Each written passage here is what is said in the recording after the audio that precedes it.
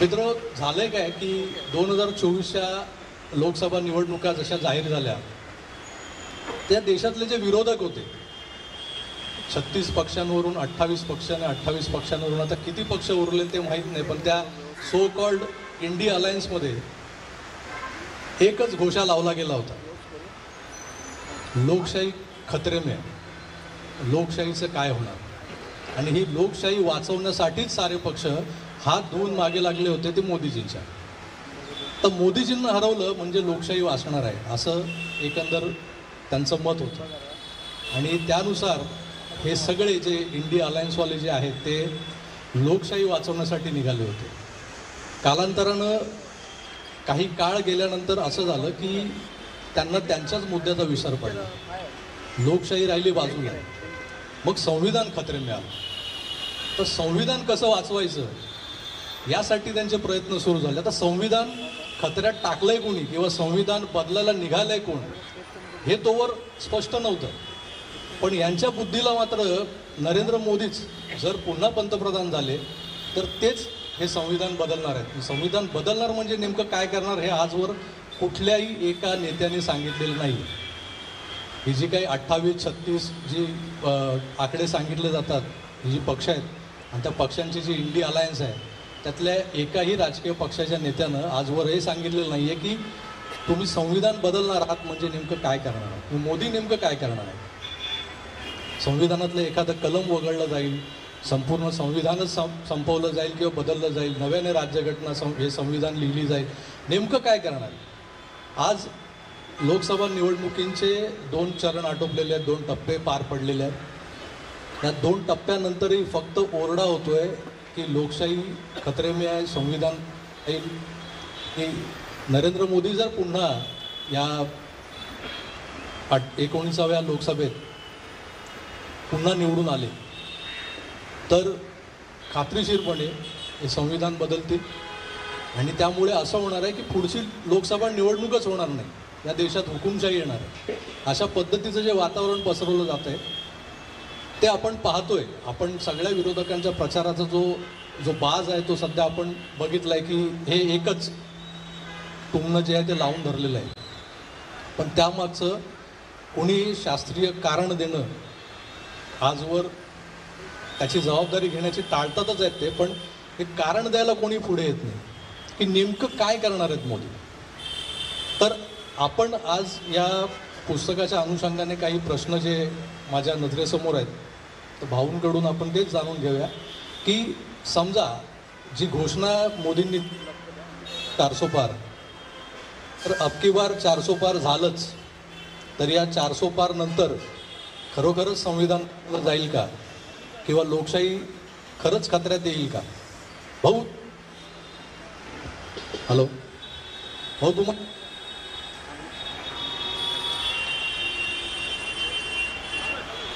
असं वाटतं का की खरोखर लोकशाही खतऱ्यात आलेली आहे आणि समजा मोदी पुन्हा पंतप्रधान झाले तर या देशात कुठला तरी हुकुमशाह राज्य करेल किंवा या देशातली लोकशाही लयास जाऊन खरोखरच या देशात हुकुमशाही नांदेल।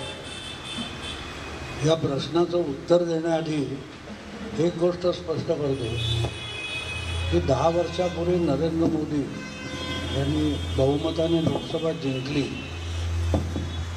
आणि त्यानंतर झालेला एक सगळ्यात मोठा वाईट असा दुष्परिणाम असेल की आपल्या देशामध्ये लक्षावधी अर्थशास्त्रज्ञ तयार झाले, कोट्यवधी घटनातज्ञ तयार झाले आणि ते जे अंदाज व्यक्त करतात ते प्रत्येक वेळेला चुकतात, असे एकापेक्षा एक एक्सपर्ट तयार झाले।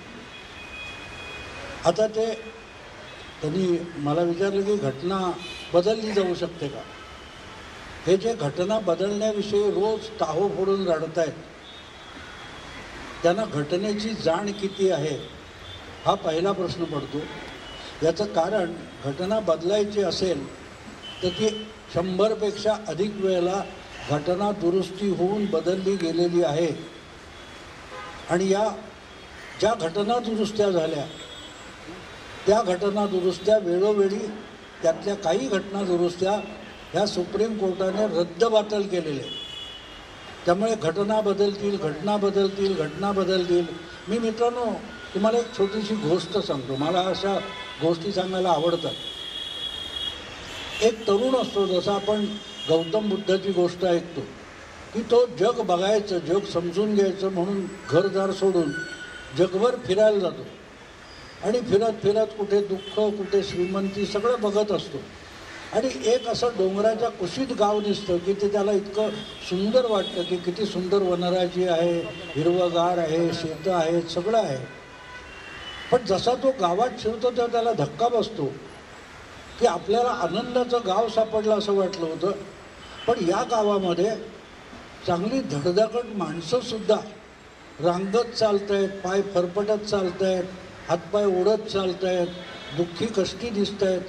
त्याला कळेल ना की इतकं सुंदर गाव आहे, संपन्न गाव दिसतंय, तर हे लोक असे का आहेत. म्हणून मग त्याने एक दोघांना छेडलं आणि विचारलं, बघ तुमचं गाव तर इतकं संपन्न दिसतंय, तुम्ही असे ओढल्यासारखे, रडल्यासारखे, कणल्यासारखे का जगताय. तर तो सांगतो, भेटलेला माणूस त्याला सांगतो की तो डोंगर आहे ना, त्या डोंगरावर एक भयंकर मोठा अकराळ विकराळ राक्षस आहे आणि तो सारखा धमकावत असतो, इशारे देत असतो आणि कोणी काय केलं तर हातपाय मोडून टाकेन, तुला खाऊन टाकेन, अशा धमक्या देत असतो. त्याला आम्ही घाबरलेले होतो. ह्या गावात आम्ही राहतो, पण या गावात राहायची आम्हाला भीती वाटते. तो म्हणतो कुठे राक्षस. तो म्हणे राक्षस कधी कधी दिसतो. तो म्हणे मला बघायचं. तो म्हणे मग जा डोंगरात. आम्ही कोणी जात नाही म्हणाला, आम्हाला भीती वाटते त्या डोंगराची, त्या राक्षसाची. शेवटी तो तरुण हळूहळू करत डोंगर चढायला लागतो आणि साधारण अर्धा डोंगर चढल्यावर त्याला तो अकराळ विकराळ राक्षस दिसतो आणि तो त्याला धमकावतोय.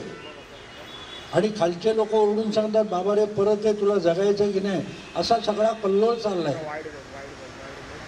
हळूहळू तो जसजसा पुढे जायला लागतो, त्या राक्षसाच्या जवळ जायला लागतो, तेव्हा त्याच्या एक गोष्ट लक्षात येते, अरे मी जितका जवळ जातोय तितका हा राक्षस लहान होत चाललाय. आणि जेव्हा तो डोंगराच्या टोकावर शेवटी टेकडीवर पोहोचतो तेव्हा तो राक्षस हा एका भुईमुगाच्या शेंगे एवढा शिल्लक राहिलेला असतो. तो हाताची ओंजळ करतो. तो राक्षस टुणकन उडी मारून त्याच्या ओंजळीत जाऊन बसतो. तेव्हा तो त्या तरुण त्या राक्षसाला विचारतो, अरे मला खालून तू एवढा मोठा दिसत होतास, काय झालं, कोण आहेस तू. हे तो लोक तुला राक्षस म्हणतात.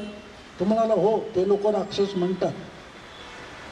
तुझं नाव काय म्हणा. जसं भस्मासूर होता, बकासूर होता, तुझं नाव काय. तुम्हाला माझं नाव भीती आहे, माझं नाव भय आहे. आणि माझ्याकडे जो ज्या नजरेने बघेल तसा तसा त्याला मी दिसतो. त्यामुळे जो घाबरलेला आहे त्याच्यासाठी मी अकराळ विकराळ असतो. जो मला घाबरत नाही त्याच्यासाठी मी एवढासा भुईमुगाच्या शेंगे एवढा असतो. तेव्हा संविधान बदलणार ही भीती ज्यांना असते ना त्यांच्यासाठी ही गोष्ट आहे. तो चालत डोंगर चढून गेलेला जो तरुण होता त्याला भारताचा मतदार म्हणतात. तो भारताचा मतदार आहे. तो या सगळ्या खोट्या नाट्या पसरलेल्या भीतीला घाबरला नाही आणि डोंगर चढून बसला. EVM हॅक होतं. EVM हॅक होतं. गेली आपण 7-8 वर्ष ऐकतोय. ज्यावेळेला निवडणूक आयोगाने सांगितलं हे मशीन ठेवलं या आणि हॅक करून दाखवा, कोणीही पुढे गेला नाही. कारण त्यांना त्याच्यात राक्षस दिसत होता. भीती आपल्या मराठीमध्ये एक उक्ती आहे चांगली, भीत्या पाठी ब्रह्मराक्षस. ब्रह्मराक्षस हा भूताचा एक प्रकार मानला जातो. तो जो घाबरलेला आहे त्याला भूत दिसतं, आपल्याला नाही दिसणार, कारण आपला भूतावर विश्वास नसतो. पण भूतावर विश्वास असेल तर त्याला दिसतं. कबीर पण म्हणतो, जिसकी रही भावना जैसी प्रभू मूरत तिनं देखी तैसी. जेव्हा तुम्ही बघाल तुम्हाला त्या मूर्तीमध्ये राम पण दिसतो, त्या मूर्तीमध्ये कृष्ण पण दिसतो. जो घाबरलेला आहे त्याला संविधानाचा धोका वाटतो, त्याला कशाचा धोका वाटत नाही. उद्याचा सूर्य उगवणार नाही असं उद्या राहुल गांधी म्हणाले तरी मला नवल वाटणार नाही. कारण घाबरलेला आहे त्याला कोणी भीती दाखवायची गरज नसते, तो घाबरलेला असतो. आणि ह्याचा प्रयोग तुम्ही आत्ता इथून बाहेर पडल्यावर करा. कुठे ना कुठे मोकाट सुटलेलं कुत्रं तुम्हाला दिसेल, ते तुम्ही त्याच्या जवळ असा लांब असा ते भुंकेल. घाबरू नका, पुढे पुढे जा, तो मागे मागे जाते. कारण तो घाबरलेला असतो, तो तावातावाने भुंकतो. याचं कारण तो घाबरलेला असतो. तुम्ही घाबरला नाही तर तो मागे जायला लागतो. तेव्हा संविधान संपणार, लोकशाही ही गोष्ट आजची नाही. 2018 साली ABP माझा या चॅनेलवर माझा कट्टा या कार्यक्रमात कुमार केतकरांनी सांगितलं होतं, मोदी इतके घाबरलेले आहेत की 2019च्या निवडणुकाच होणार नाही. आणि झाल्याच, ते घेणारच नाही आणि झाल्याच. तर स्वर्गातून उतरून प्रभू रामचंद्र सुद्धा मोदींना वाचवू शकणार नाहीत. 19 संपून 24ची निवडणूक आली आहे. कुमार केतकर घाबरलेलेच आहेत की नाही? घाबरलेले आहेत ना, आज पण ते तेच बोलतात. तेव्हा यामागचा अर्थ समजून घेतला पाहिजे. अनेकदा माणसं घाबरतात आणि इतरांना घाबरवतात, आणि त्यामुळे मोदी घाबरत नाही ह्याची यांना भीती वाटते. मला एका हिंदी पत्रकाराने प्रश्न विचारला की मोदी किसी से डरेंगे नहीं? मतलब ज़रूर डरेंगे, नींद लूट जाएगी मोदी की. तो बोले कैसे? बोले जिस दिन राजदीप सरदेसाई, बरखा दत्त, कुमार केतकर ये अगर मोदी का गुणगान करेंगे तो मोदी डर जाएंगे, उनकी नींद उड़ जाएगी कि क्या गलत कर रहा हूँ ये मेरे चमचीगिरी करने लगे. जोपर्यंत हे लोक शिव्या घालतायत तोपर्यंत मी योग्य काम करतोय, ही मोदींचा कॉन्फिडन्स आहे. जर सांगायचा हेतू असा, संविधान वगैरे बदलणं शक्य नाही.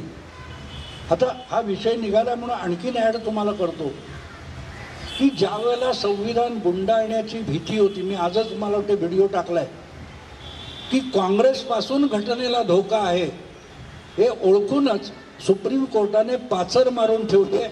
केशवानंद भारतीचा जो केस आहे फुल बेंचचा, त्याच्यात बेसिक स्ट्रक्चर ऑफ कॉन्स्टिट्यूशन ही तुम्हाला त्याला धक्का लावता येणार नाही. बेसिक स्ट्रक्चर म्हणजे बिल्डिंग्ज आपण बघतो ज्या सांगाड्यावर त्या उभ्या आहेत, त्यातल्या खालचे जे खांब असतात त्या खांबाला तुम्हाला हात लावता येत नाही. बाकी तुम्ही वर प्लास्टर बदला, काय बदला, काचा बदला, खिडक्या बदला, पण ते बेसिक स्ट्रक्चर आहे त्याला हात लावता येणार नाही. आणि तुम्ही केलेली दुरुस्ती, संसदेने केलेली दुरुस्ती ही घटनेच्या आणि कायद्याच्या चौकटीत बसते की नाही हे सुप्रीम कोर्ट ठरवेल. हे केशवानंद भारती केसमध्ये 70च्या दशकामध्ये झालंय, ज्याचा त्याला पत्ता नाही. ते रोज घटना बदलणार म्हणून लढतात. त्याचार करणारे आहेत, त्यांच्याकडे वळून बघू नका, तुम्ही सुरक्षित राहा.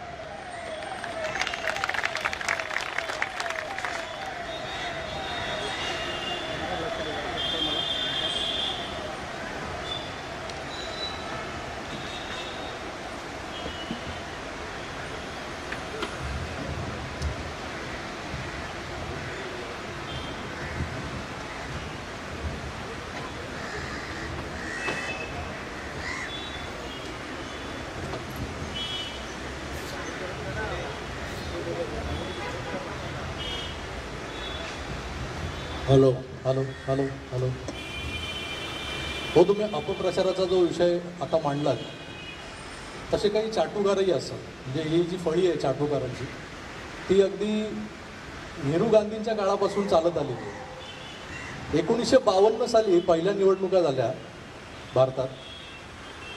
52ची निवडणूक, 57ची निवडणूक आणि अगदी 62ची निवडणूक.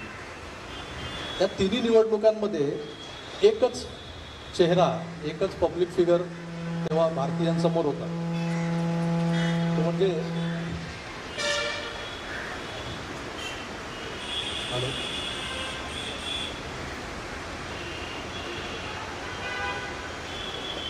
तो म्हणजे सिलेक्टेड पंतप्रधान जवाहरलाल नेहरू. इलेक्टेड पंतप्रधान सुरुवातीला नव्हते, कारण पहिल्या त्यांना नॉमिनेटच केलं गेलं होतं गांधींकडून. त्यामध्ये सिलेक्टेड पंतप्रधानांनी सलग 3 ज्या टर्म्स होत्या 52 पासून 62 पर्यंत,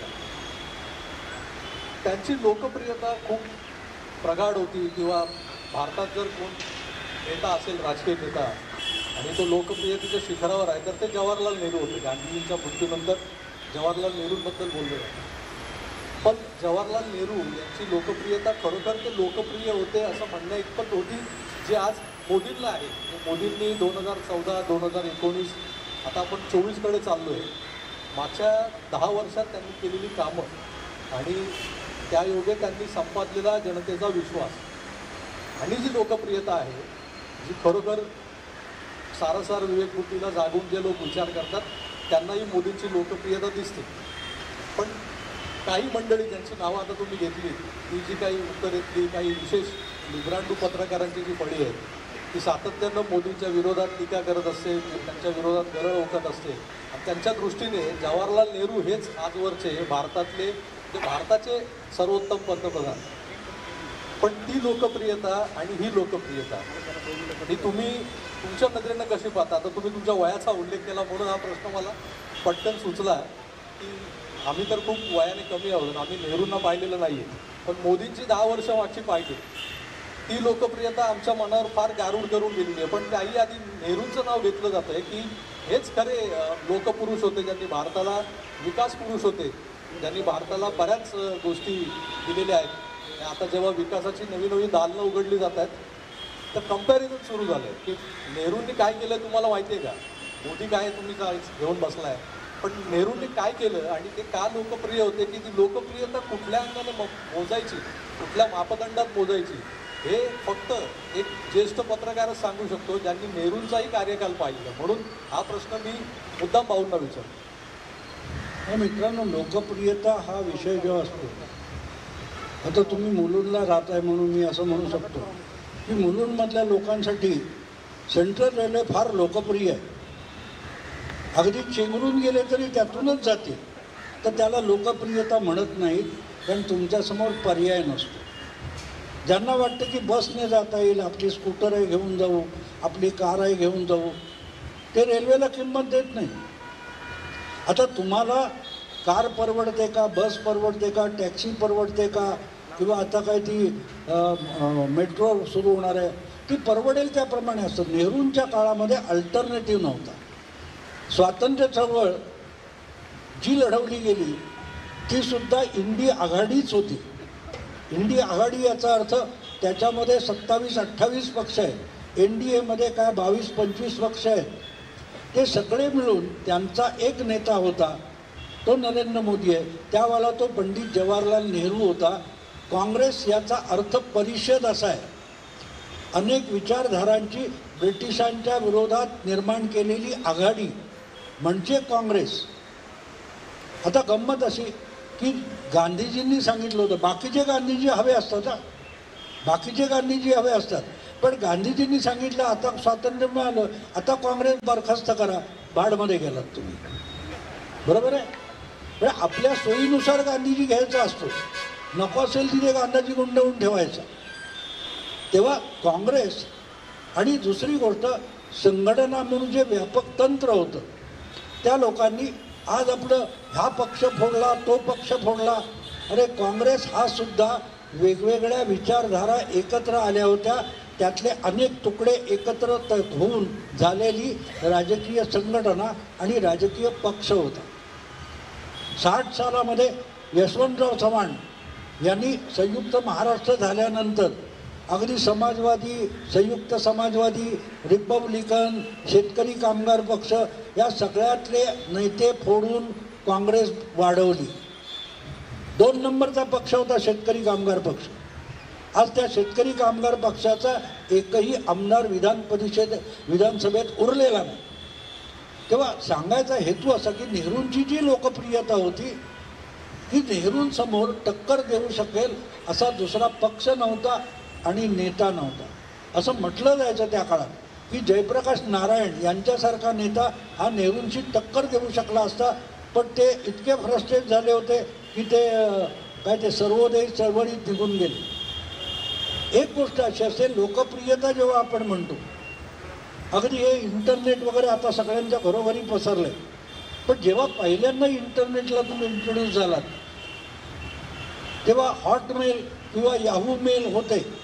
आज ते दोन्ही नाही आहेत, सगळे जीमेल. 100 100 उमेदवार लोकसभेला उभा करणारा दुसरा पक्ष नव्हता. अशा वेळेला 450-500 उमेदवार उभा करणारा काँग्रेस पक्ष जिंकणार होता. पण नेहरूंचं 3 निवडणुका जिंकणं आणि मोदींच्या तिसरी निवडणूक जिंकतील असं म्हणतात. तर याची तुलना करायची असेल तर तुलना ही नेमक्या मुद्द्यावर करावी लागते. नेहरूंनी पहिली 52 सालची निवडणूक, 57ची निवडणूक आणि 62ची निवडणूक जिंकली. त्याची आकडेवारी उपलब्ध आहे. ती आकडेवारी काढून बघा, तुम्हाला कळेल की प्रत्येक निवडणुकीत नेहरू किंवा काँग्रेस यांच्या जागा कमी होत गेल्या, मतांची टक्केवारी कमी होत गेली. इथे उलट आहे. मोदींनी 14मध्ये निवडणुका जिंकल्या तेव्हा मोदींना मिळालेली मतं 31% होती. 19मध्ये ती 38% गेली आणि आत्ता असा अंदाज आहे ओपिनियन पोलचा की ती साधारण 41-42% जातील. मोदींचा चढता क्रम आहे, नेहरूंचा क्रम उतरता होता.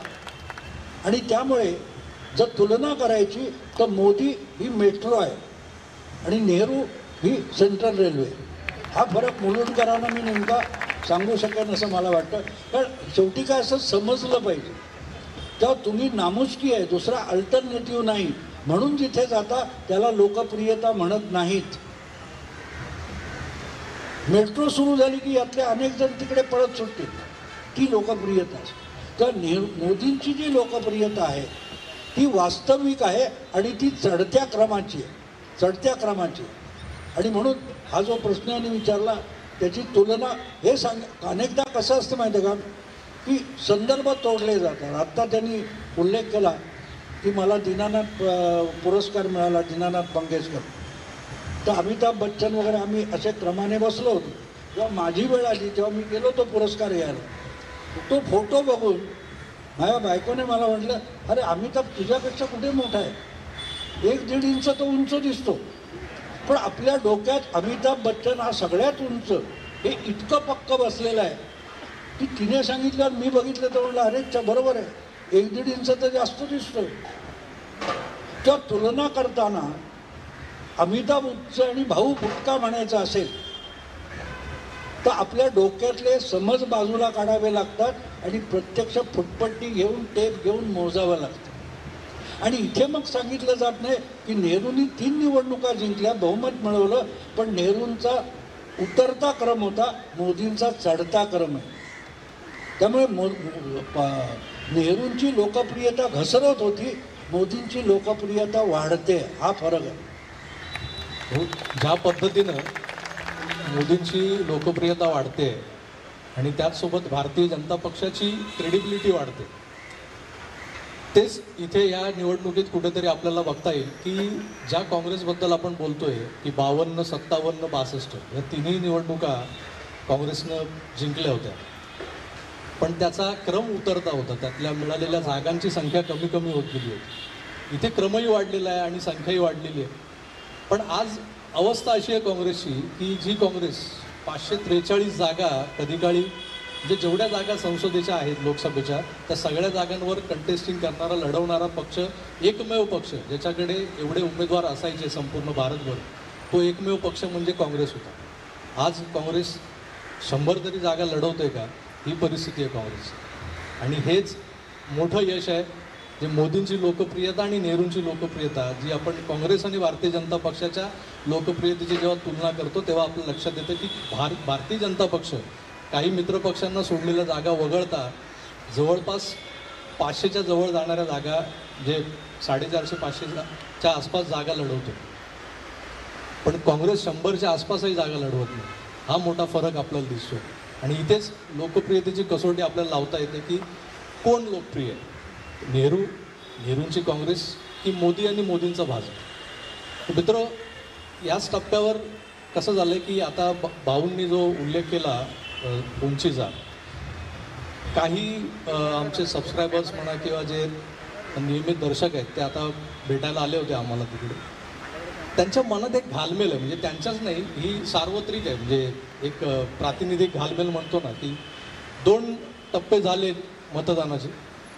आता दोन्ही टप्प्यांमध्ये मतदानाचा टक्का घसरलाय अशी आवई उठवली गेली आहे. मी मुद्दाम आवई म्हणतोय कारण तुम्ही मागच्या वर्षीचा की म्हणजे 2019चा 2014चा जो मतदानाचा ट्रेंड पाहिला आणि आत्ताचा जो ट्रेंड आहे तो पाहिला. आता कालच तो दुसरा टप्पा आटोपला. आत्तापर्यंत त्याची जवळपास महाराष्ट्रातली जी अधिकृत आकडेवारी आहे ती 59-60च्या आसपास आहे.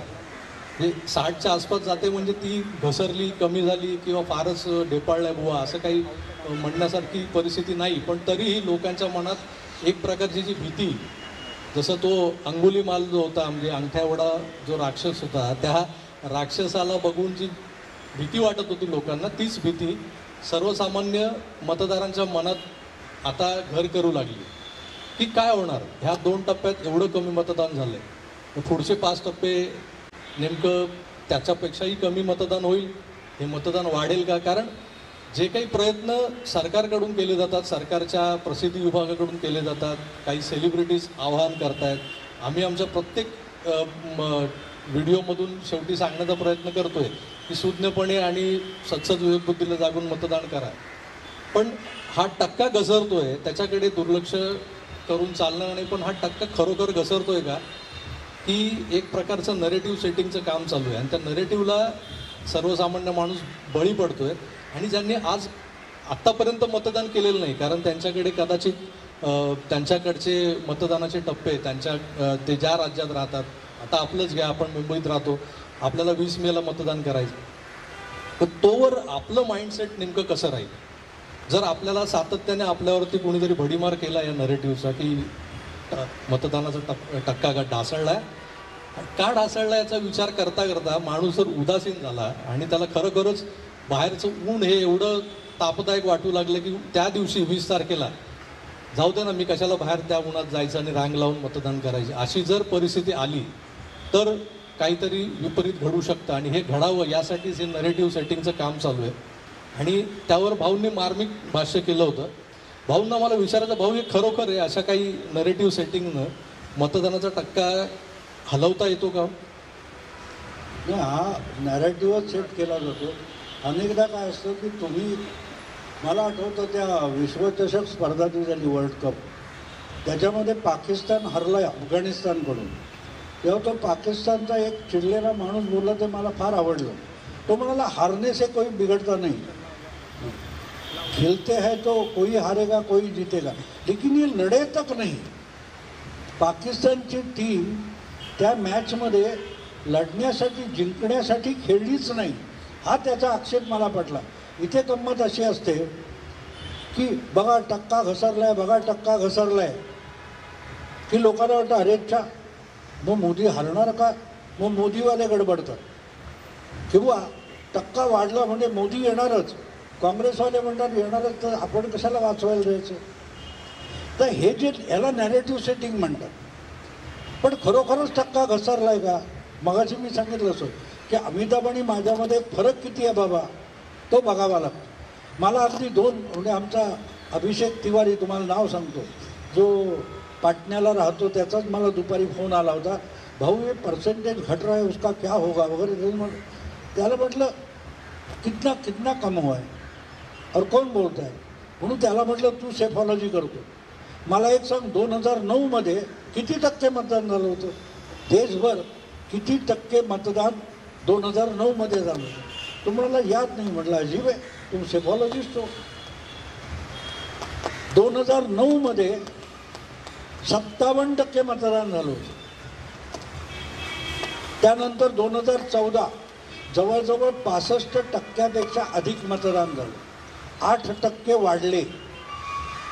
आणि 2019मध्ये त्यातही 1.5% भर पडली, जवळजवळ 67% जास्त मतदान झालं. आता आज जर 63% मतदान पहिल्या 2 फेऱ्यांमध्ये झालं असेल तर कमी झालं म्हणजे नेमकं काय असतं? आजपर्यंत म्हणजे लक्षात घ्या, मी तुम्हाला का आकडे सांगतो. 1984 साली लोकसभा निवडणुकीत रेकॉर्ड ब्रेक मतदान झालं, काँग्रेसच्या 415 जागा निवडून आल्या. आणि तो जो 63-64% रेकॉर्ड होता, तो पुढच्या 7 निवडणुकांमध्ये तिथून मतदान घसरत वर गळत 60 क्रॉस केले नव्हते कधी, 7 निवडणुका. 2014 तो आकडा 65% जाऊन पोहोचला. म्हणजे जो रेकॉर्ड होता तो 2014 मोडला गेला. इंदिरा हत्येनंतर जो रेकॉर्ड होता तो 2014 मोदी लाटेमध्ये मोडला गेला. 2.25% मतं वाढली. 19 14च्या तुलनेत 1.5% मतं वाढली. त्यातली जर 1% कमी झाली असतील तर त्याला घसरला म्हणत नाही, घसरला म्हणत नाही. 1% इकडे तिकडे आणि अजून 5 टप्प्यातलं मतदान व्हायचं आहे. पण मग हे का सांगितलं जातं की तुम्ही अरे मग 400 कसे येणार, असं मतदान घसरलं तर 400 कसं येणार. बरं, सांगताना गंमत अशी असते की नेमकं कुठे कसं झालंय हे तुम्हाला माहीत नसतं, तुम्ही एकूण आकडा बघता. पण सगळ्यात पहिल्या फेरीमध्ये जे घटलेलं मतदान आहे ते तमिळनाडूत घडले. मला वाटतं 52% असं काहीतरी तमिळनाडूमध्ये झाले. जे तिथे 7 ते 8% मतदान घटलेलं आहे तमिळनाडूमध्ये. आणि त्यामुळे तमिळनाडूत 39-40 जागा आहेत. आता 102 40 जागांमध्ये जेव्हा घट होते तेव्हा बाकीचे जे 70, 72, 68 असतात त्यांची टक्केवारी खाली येते. आणि तुम्हाला सांगताना ॲग्रेगेट सांगायचं. आणि तुमच्या मनात भीती कुठची येते, अरे युपीत कमी झालं का, अरे मध्य प्रदेशात कमी झालं का. आणि त्यामुळे ॲग्रेगेट सांगितलं जातं आणि तिथे गल्लत होतं. आता तमिळनाडू हा विषय मी तुमच्यासमोर का काढला. तमिळनाडूमध्ये गेल्या 6 महिन्यापासून 4 महिन्यापासून तो अण्णामलाई ज्या प्रकारे त्यांनी पदयात्रा काढली, त्यानंतर मोदींच्या जे रोड शो झाले त्या रोड शोच्या मोदींकडे बघू नका, त्या बाजूला लोक जे एक्साइटमेंट होती ती बघितली की कळतं की यावेळेला प्रचंड प्रमाणावर भाजपला मोदींना मानणारा मतदार बाहेर पडला. आणि तरीही मतांची टक्केवारी घटली असेल तर DMKचा मतदार उदासीन राहिला असा अर्थ होतो. पण ते सांगायचं नाही. नरोवा कुंजरावा हे हळू बोलायचं, अश्वत्थामा मेला मोठ्याने बोलायचं. हे महाभारतापासून नॅरेटिव्ह चालत आलेलं आहे, नवीन नाही आहे. तेव्हा हा कसा होतो, गोंधळ करायचा लोकांचे. आणि मला ज्यांनी फोन केले त्याच्यावर चिडून मी त्यांना म्हटलं तुम्ही राहुल गांधीला मत द्या. अरे एक क्रिकेटची ॲनॉलॉजी मी नेहमी सांगतो की आपल्याकडे क्रिकेटच्या मॅचेस चालतात ना, त्यामध्ये त्या मैदानात उतरलेला विराट कोहली, तो कोण महेंद्रसिंग धोनी, सचिन तेंडुलकर, गावस्कर यांना क्रिकेटमधलं काही कळत नसतं. बाजूला बसलेले असतात ना ते एक्सपर्ट असतात. सचिनने बॅटमध्ये घालायला नको म्हणजे सहजगत्या बोलतो तो. 1.5 सेकंदात बॉल त्याच्या अंगावर येतो आणि तो बेअक्कल आहे. आणि मी नुसती मॅच बघायला बसलोय, टी व्हीवर बघतोय आणि मी तो कसा बेअक्कल आहे याच्यावर चर्चा करतो. अरे एक माणसाने BJPला बहुमतापर्यंत घेऊन गेलाय, त्याच्यावर विश्वास ठेवा ना, त्याच्यावर विश्वास ठेवा. बातम्या कोणीही काही सांगत असते, त्याच्यापेक्षा हा माणूस चमत्कार घडवून गेला. आणि हे मी का सांगू शकतो, मी त्याच्यावर BJPने उमेदवार करण्याच्या आधी विश्वास ठेवला होता. 2013च्या जानेवारी ते एप्रिल या 4 महिन्यात मी 27 लेख लिहिले होते आणि भाजपला आवाहन केलं होतं मोदींना पंतप्रधान पदाचा उमेदवार करा, मोदी बहुमत आणू शकतात. आणि मी नाव सांगत नाही, पण महाराष्ट्रातल्या माझं त्या पुढे लेखमालेचं पुस्तक झालं मोदीच का म्हणून 2014 6 डिसेंबर 13ला त्या पुस्तकाचं प्रकाशन झालं. त्या प्रकाशनाच्या कार्यक्रमानंतर आम्ही चहा पीत बसलो होतो. भाजपच्या 2 नेत्यांनी महाराष्ट्रातल्या मला विचारलं, हो आमच्या पक्षाला गॅरंटी नाही, तुम्ही कुठून बहुमत आणता. मी सांगितलं माझा अभ्यास आहे, चुकलो तर मी माफी मागेन, पण मला खात्री. मुद्दा असा आहे की त्या माणसानं तो चमत्कार करून दाखवला. सचिन तेंडुलकर, विराट कोहली सेंचुरी मारू शकतो हा माझा अंदाज असतो. तो सामना तसा खेळला नाही तर नाही होणार, पण त्याच्यामध्ये जी कपॅसिटी आहे ती मी सांगितली. पण त्या माणसाने चमत्कार घडवून दाखवला. तर आज सुद्धा ज्यावेळेला मोदी 370 आणि 400 हे आकडे सांगतात, हा पोरकटपणा नसतो मित्रांनो. तुम्हाला टाईमपास असतं राजकीय बातम्या ऐकायला, त्यांच्यासाठी हा टाईमपास नाही आहे. They are very much serious. दिवसाचे 24 तास ते राजकारणाचा अभ्यास करत असतात, राजकारण करत असतात. आपण विरंगुळा म्हणून, टाईमपास म्हणून हे करतो. तेव्हा ते जेव्हा सांगतात, आता तुम्हाला मला अनेकांनी विचारलं, अगदी हे हिंदीमध्ये किंवा पत्रकारांनी, हे 370 कुठून आणले? म्हटलं गेल्या वेळेला किती आले होते? 303. म्हटलं 2 नंबरला भाजप हरला अशा जागा माहिती आहेत तुम्हाला? त्या आहेत 72. मग 72 आणि 303 बेरीज करा, होते 375. या 375 जागा कुठल्याही परिस्थितीत जिंकायचं याचं काम 2 वर्ष आधी सुरू झालेलं होतं. राहुल गांधींची पदयात्रा संपली की मग जगा वाटपासाठी बसू, असं नाही, असं नाही. भाजपचे जे नेते आहेत, अमित शहा, नरेंद्र मोदी, JP नड्डा वगैरे मंडळी आणि त्यांची टीम, हे वेगळे आहेत, वेगळे आहेत. माझी पत्नी जी आहे 1972मध्ये बोर्डाच्या मेरिट लिस्टमध्ये आलेली आहे. तिने पण आम्हाला प्रश्न विचारला होता की असं असेल तर मग अजितदादा वगैरे का फोडायचे? म्हटलं ते डावपेच आहेत, ते वेगळं सोड. मी तिला एकच प्रश्न विचारला की तू वर्षभर अभ्यास करत होतीस, शाळेमध्ये तू 1 नंबर काढत होतीस, तरी तू परीक्षा केंद्रात पाय टाकेपर्यंत अभ्यास का करत होतीस? तिला म्हटलं तुला टॉपर व्हायचं. मोदी, शहा हे टॉपर व्हायला धडपडणारे आहेत, परीक्षा पास करण्यासाठी नाही. ही एक गोष्ट तुम्ही लक्षात घेतली तर बाकीच्यांना ते का भारी पडतात हे तुमच्या लक्षात येईल. आणि मग टक्केवारी, ठीक आहे, टक्केवारी भरून काढता येते, हो, भरून काढता येते. आत्ता 190 जागांचं मतदान झालंय, अजून 353 जागांचं मतदान व्हायचंय. आणि ह्या ज्या 190मध्ये जास्तीत जास्त जागा दक्षिणेतल्या आहेत. अजून धोनी बॅटिंगला यायचं. जरा काऊ बेल्ट ज्याला आपण म्हणतो उत्तरेतला, तो अद्याप शिल्लक आहे. आणि भारतीय जनता पक्षाची म्हणा किंवा हिंदुत्ववादी विचारांच्या पक्षांची जी मदार असते ती त्या काऊ बेल्टवरच जास्त असते. हे सगळं जे काही सुरू आहे, जे या निवडणुका म्हणा, मतदान म्हणा, त्या मतदानांचे वेगवेगळे टप्पे म्हणा, हे यासाठी असतात की निवडणुका व्हाव्यात, लोकांनी मतदान करावं, एक सरकार निवडून द्यावं, ज्या सरकारनं सर्वसामान्यांच्या, म्हणजे जे मतदार आहेत, ज्यांनी मतदान केलं आहे तुम्हाला, त्यांच्या हिताचे जे काही प्रश्न आहेत ते सोडवावेत, त्यांचं जीवन सुकर करावं. यासाठी एक सरकार, एक संविधानिक जी बॉडी असते, ज्याला आपण एक कार्यकारिणी म्हणतो, ती कार्यकारिणी अस्तित्वात यावी आणि त्यांनी मग तो देशाचा कारभार चालवावा, अशी एक संकल्पना आहे या सगळ्या निवडणुकींच्या प्रक्रियेमागे. पण होतं काय, एकदा निवडणुका जिंकल्या, त्या जिंकतात कशा, तर तुमच्या आमच्यासारख्या सर्वसामान्य माणसाच्या, मतदारांच्या एका मतानं आपण रांगा लावून उन्हातान्हात उभं राहून मतदान करतो.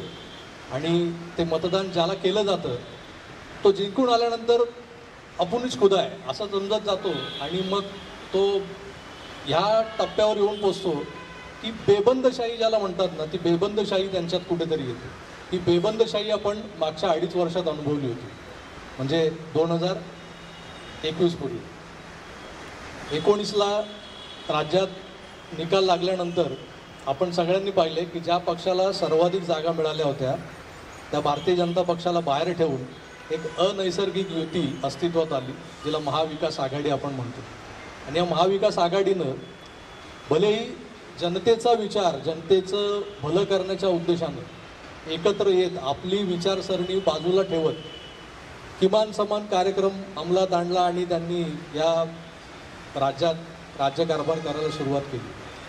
पण हा राज्यकारभार म्हणजे दुसरी बेबंदशाही होती, हे आपण पाहिलं. कारण त्यावेळेच्या मुख्यमंत्र्यांबद्दल जर कोणी चकार शब्द काढला तर त्याला अटक करण्यापर्यंत यांची मजल जायची. म्हणजे एका माजी मुख्यमंत्र्याने, नारायण राणेंनी, एक सहज ते बोलता बोलता बोलून गेले, मी असो तर कानपटात मारली असते. म्हणजे काहीतरी चूक झाली होती, जी अक्षम्यच होती.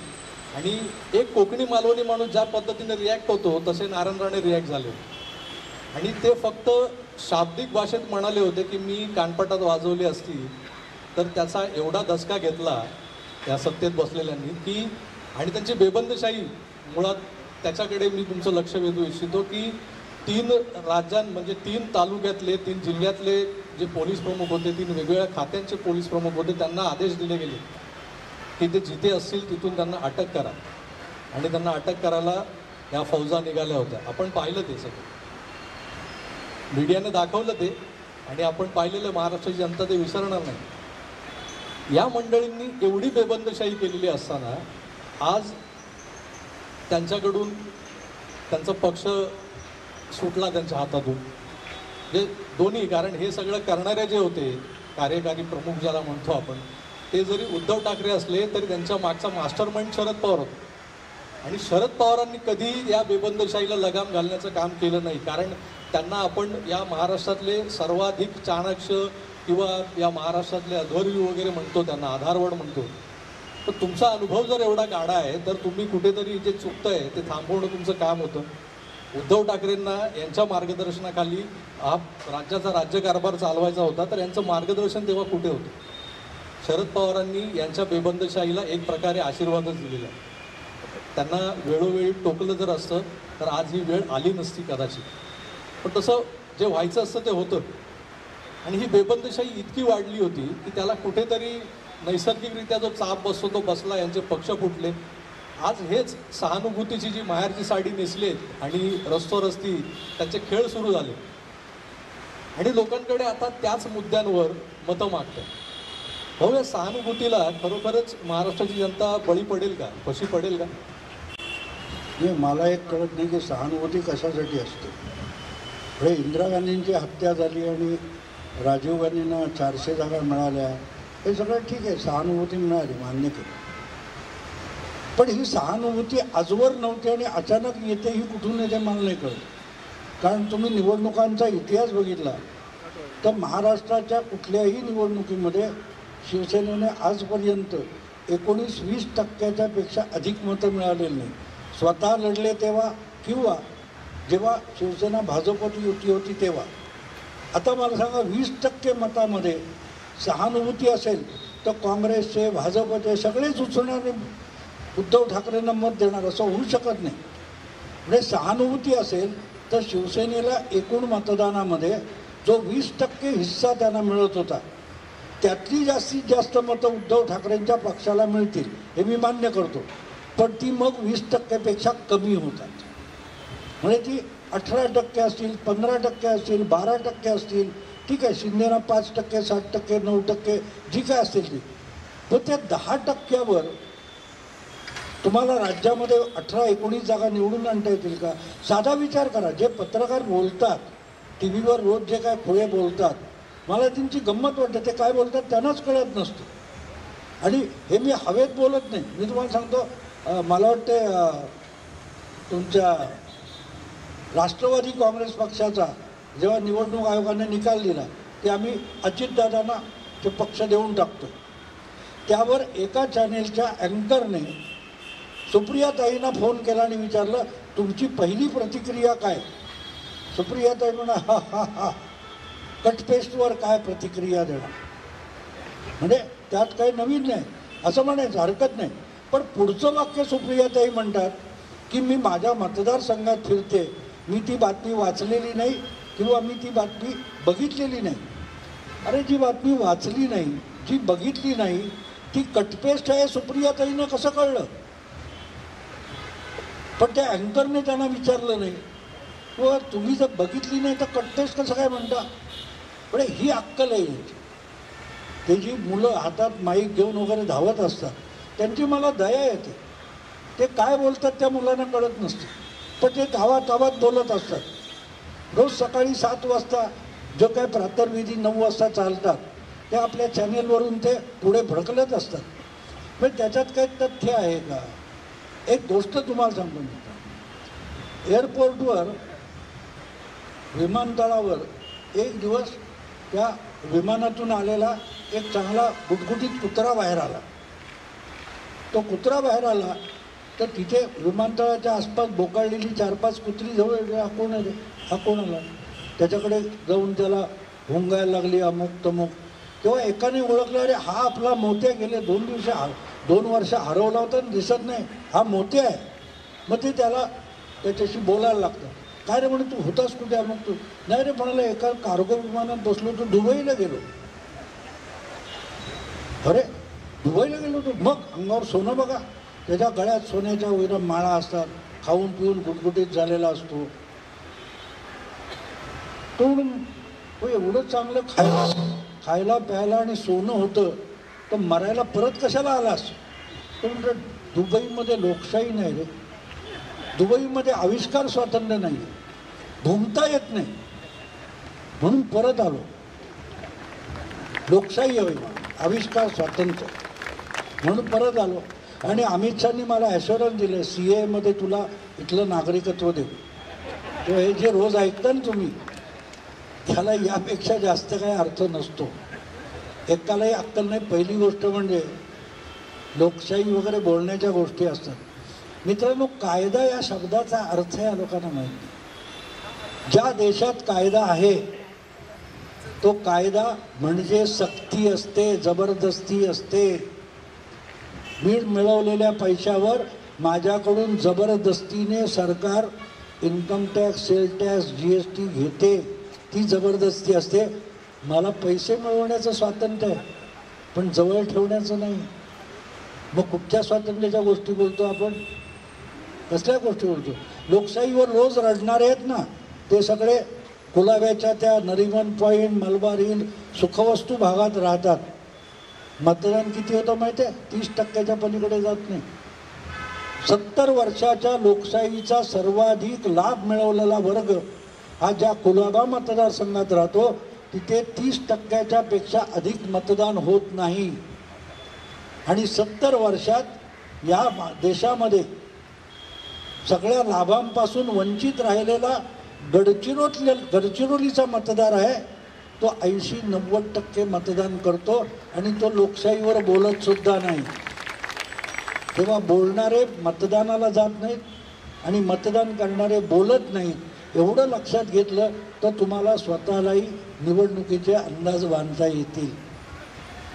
हो, मुंबईत कसं आहे की मराठी माणूस हा एक केंद्रबिंदू आहे, मध्यवर्ती संकल्पना आहे मराठी माणूस. तर मराठी माणूस जेव्हा विचार करतो ना, तेव्हा त्याच्या नजरेसमोर काही घटना, म्हणजे पूर्वी घडून गेलेल्या घटना येतात.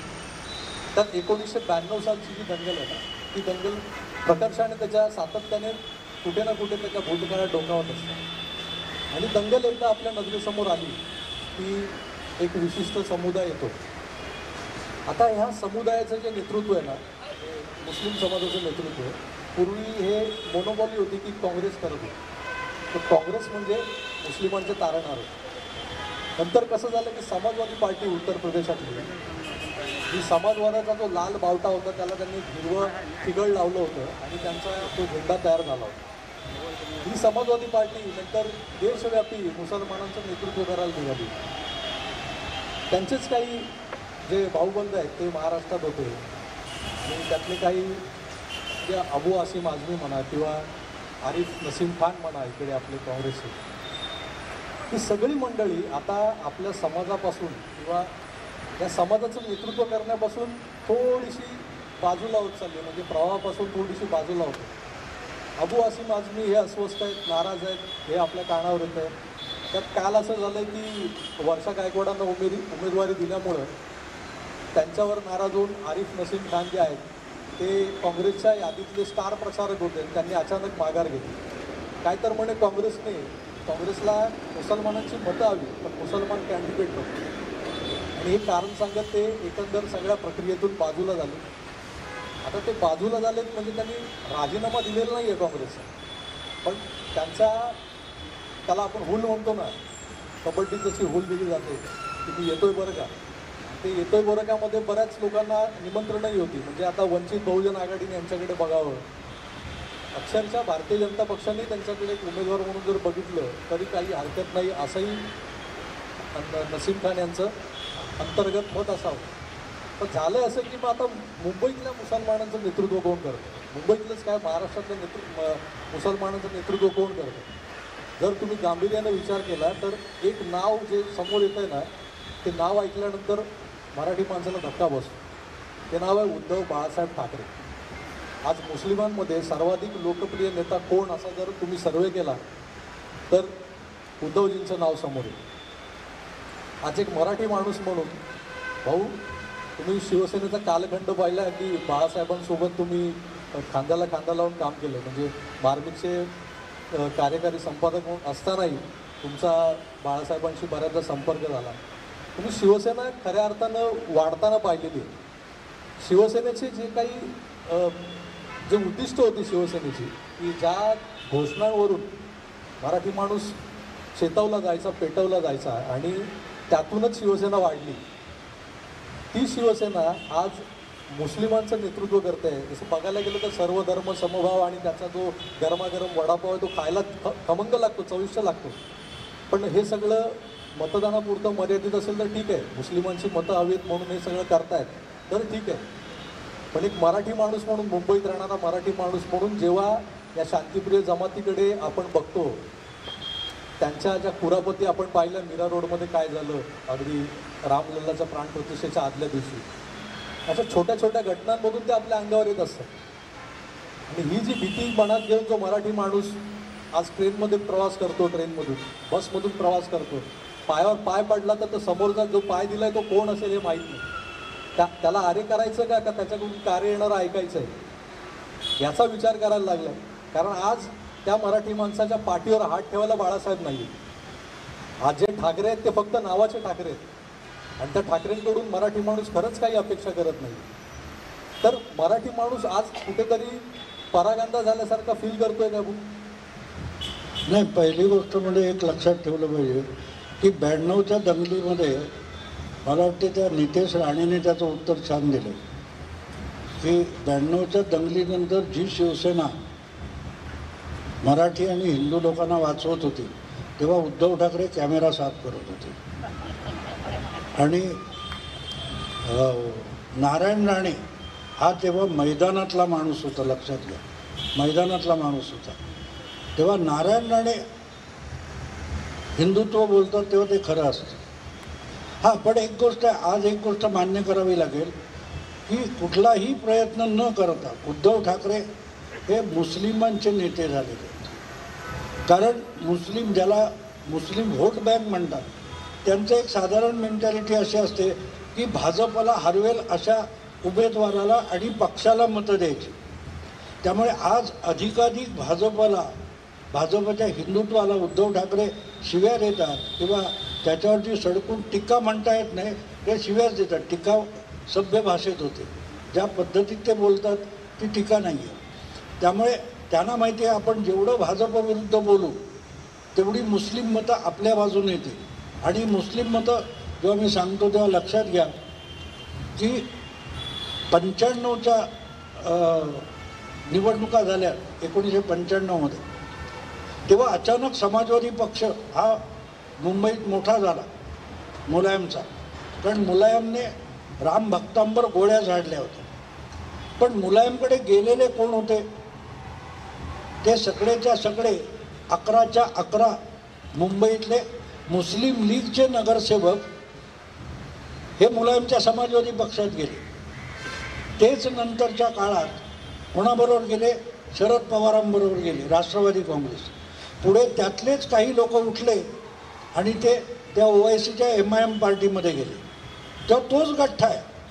तो भाजपच्या विरोधात टोकाला कोण जातो त्याच्या बाजूने उभा राहतो. आणि त्यामुळे उद्धव ठाकरे जे तावाने भाजपला शिवीगाळ करतायत.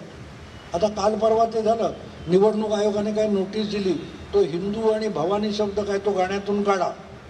यांनी मोठं पुरस्कारी दाखवली की आम्ही हिंदू आहोत आणि आम्ही ते भवानी शब्द आणि हिंदू शब्द काढणार नाही.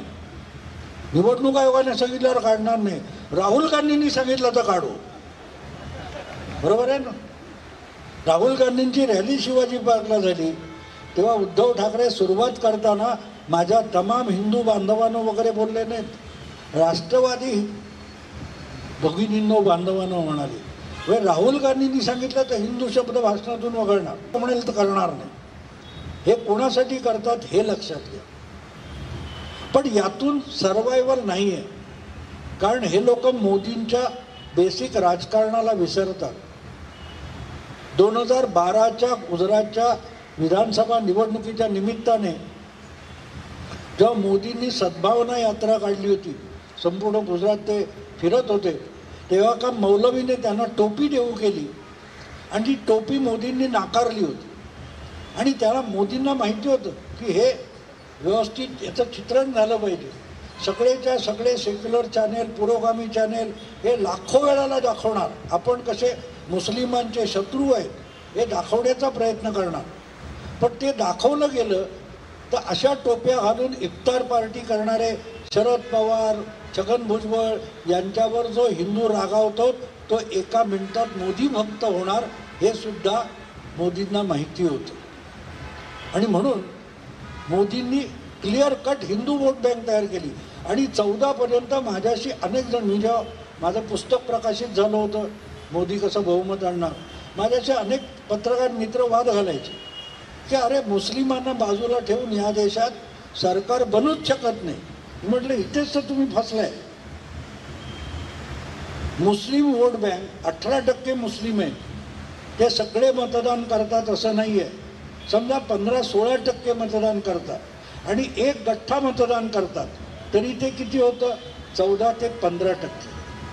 ह्या एका गोष्टीतून मोदींनी 15, 16, 17% हिंदू वोट बँक तयार केली.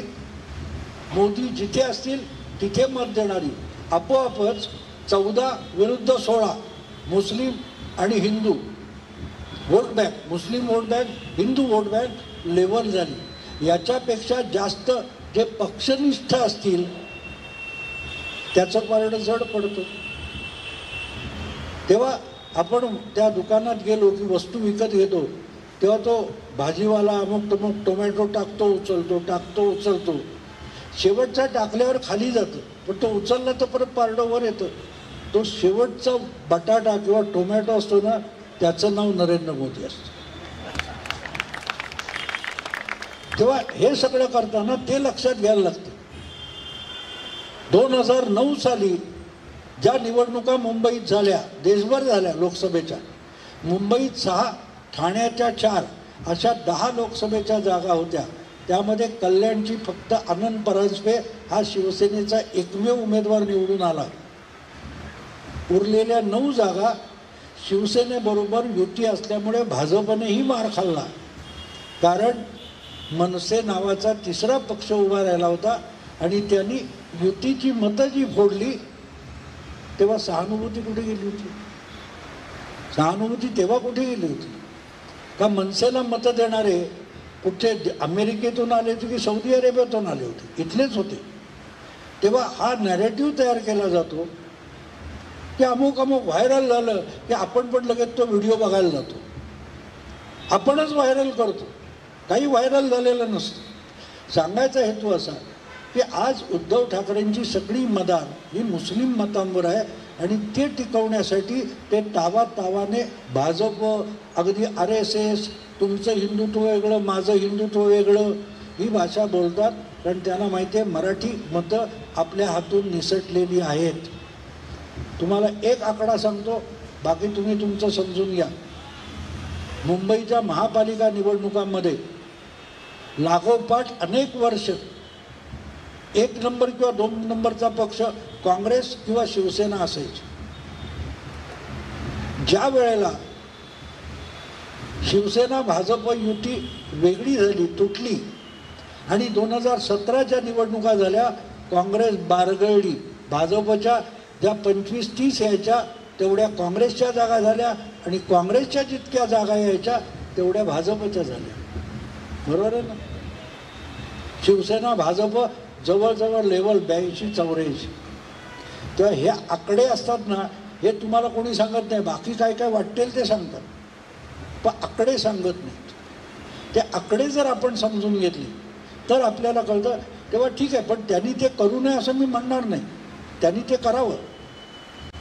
पण एक गोष्ट असते की आज ट्रिपल तलाक ह्या गोष्टीमुळे मोठ्या प्रमाणावर मुस्लिम महिला मोदींचे मतदार झालेले आहेत, मोदींचे मतदार झालेले, आणि उत्तर प्रदेश किंवा बिहार किंवा बंगालमध्ये मोठ्या प्रमाणात झालेले.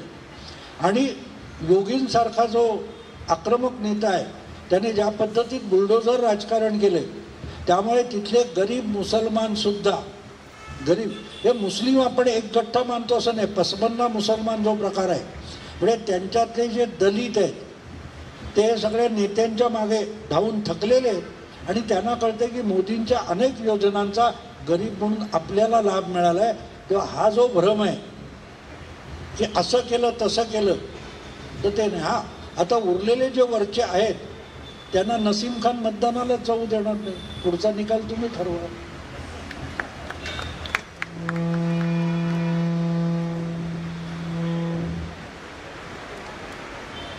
हे जे काही आता भाऊंनी स्पष्टीकरण दिलं ना, तर 2017च्या निवडणुका ज्या झाल्या महापालिकेच्या, भाजपा 82 जागा आणि शिवसेना 84 जागा, हे 2 जागांचाच फरक होता. आणि त्या 2 जागांनी दाखवून दिलं होतं की मुंबई ही कोणाची मक्तेदारी नाही आहे. जी ज्या पद्धतीने ठाकरे कुटुंबीय आणि शिवसेना असं समजत होते की काही झालं तरी मुंबई महानगरपालिकेत सत्ता आमचीच येणार, तसं होऊ शकत नाही किंवा हे चित्र बदललं जाऊ शकतं, हे 2017ला आपण पाहिलं. पण त्याच दरम्यान म्हणजे त्यानंतरच्या अगदी थोड्याच कालावधीनंतर गोरेगावच्या नेस्कोमध्ये शिवसेनेचा एक मेळावा भरला होता आणि त्या मेळाव्यात उद्धवजींनी एक घोषणा केली की युती तोडण्याची. जी युती तुटलीच होती, पण त्या तुटलेल्या युतीवरती कशी फुंकर घालायची किंवा जखमेवर कसं मीठ चोळायचं, या दोन्ही गोष्टी करण्याच्या उद्देशानं तो मेळावा झाला होता. आणि त्या मेळाव्यामध्ये उद्धवजी एक वाक्य बोलले होते की आमची 25 वर्ष युतीत सडली. ह्या शब्दाचा खरं तर, या वाक्याचा खरं तर मराठी माणसानं विचार करायला हवा होता आणि त्यावर विचार करून त्यानंतर जे काही निरीक्षीर विवेकबुद्धीने आपल्याला जे समजतं की नेमकं काय झालं खरोखर या 25 वर्षात भारतीय जनता पक्षानं शिवसेनेला सडवलं आहे का. नंतर बऱ्याच गोष्टी, बरीच उदाहरणं देत असं काही एक नरेटिव्ह सेटिंगचं काम सुरू झालं की शिवसेनेने भारतीय जनता पक्षाला महाराष्ट्रात हात दिला, मग हात दिल्यानंतर भाजपा त्यांच्या खांद्यावर बसली, खांद्यावर बसल्यानंतर मग डोक्यावर बसण्याचे उद्योग झाले. असं जर झालं असतं तर ज्याचा हात पकडला आहे तो किती मजबूत असायला हवा होता की त्याची संख्या, सदस्य संख्या ही नेहमीच ज्याला त्याने उचलून घेतल्या कडेवर त्या बाळापेक्षा तो मोठा असायला हवा होता. पण हे बाळ नाही तर हा त्याचा बाप निघाला असं जे चित्र आहे आणि ते चित्र पुसण्याचं काम जे काही त्या नरेटिव्हमधून झालं की युतीत आम्ही 25 वर्ष सडलो किंवा युतीत आमची 25 वर्ष सडली. तर भाऊ ही 25 वर्ष सडली हे जे सांगण्यामागचा जो उद्देश होता उद्धवजींचा, त्याच्यातून त्यांना मराठी माणसांना एक वेगळ्या पद्धतीचं नरेटिव्ह सेटिंग करायचं होतं, म्हणजे ब्रेन वॉशिंग करायचं होतं की शिवसेनेचा हात धरून कमळाबाई महाराष्ट्रात वाढली, मोठी झाली आणि आता आमच्याच कानात काहीतरी करते आणि त्यामुळे कदाचित मराठी माणसाला काहीतरी त्याच्यातला जो बाणा आहे किंवा अस्मिता आहे ती जागृत होऊन एक मतांचं ध्रुवीकरण होईल आणि त्या योगे पुन्हा आपली सत्तेची पोळी आपल्याला भासता येईल. हा एक डाव होता, पण तो डाव त्यावेळेला म्हणावा तितका यशस्वी ठरला नाही. आपण बघितलं की त्यानंतरच 2 जागांचा फरक महानगरपालिकेत आपण पाहिला आणि जर आशिष शेलारांना देवेंद्रजींनी थांबवलं नसतं तर कदाचित तो 2 जागांचा जो फरक आहे तो मिटवून भारतीय जनता पक्षाचा महापौर 2017 सालीच मुंबई महानगरपालिकेवर बसला असता. पण राज्यात युतीचं सरकार होतं आणि त्या सरकारची बूज राखावी आणि मातोश्रीवरून एक विनंती केली होती देवेंद्रजींपर्यंत. त्या देवेंद्रजींनी त्या विनंतीचा मान राखत तो जो काही आदेश दिला होता मुंबई प्रदेश कार्यकारिणीला आणि तो आदेश त्यांनी शिरसावंत मानत पुढची फोडाफोडी, घोडाबाजार हे जे काही प्रकार आहे ते झाले नाहीत आणि शिवसेनेचाच महापौर कायम राहिला. आणि पुढची मग ती मागच्या 25 वर्षातली उरलेली 5 वर्ष जी आहेत, जी लुटालूट चाललेली मुंबई महानगरपालिकेत, तीही त्यांना करायला मिळाली. पण त्याआधी हा एक प्रयत्न करून झाला होता की मराठी माणसाचं माइंड कुठेतरी विचलित करावं, मन विचलित करावं आणि जो मतांचा जोगवा आहे तो आपल्या पदरात पाडून घ्यावा. पण हे जे काही रडत राऊतगिरी जी असते ना भाऊ, की असे काहीतरी नरेटिव्ह सेटिंग करत, आता जो सहानुभूतीचा आपण जो खेळ म्हणतोय की पक्ष फोडला, बाप चोरला, पक्ष चोरला, हे झालं ते झालं, हे मर्दाची लक्षणं नाही आहेत. हे सातत्यानं जाहीर सभांमधून मी मर्द आहे, असाल मर्द तर समोर या, हे सगळं बोलत असतात. पण त्यांच्या डोक्यावर नेहमी तो माहेरच्या साडीतला पदर असतो. त्यामुळं खरा मर्द कोण हा प्रश्न पडतोच.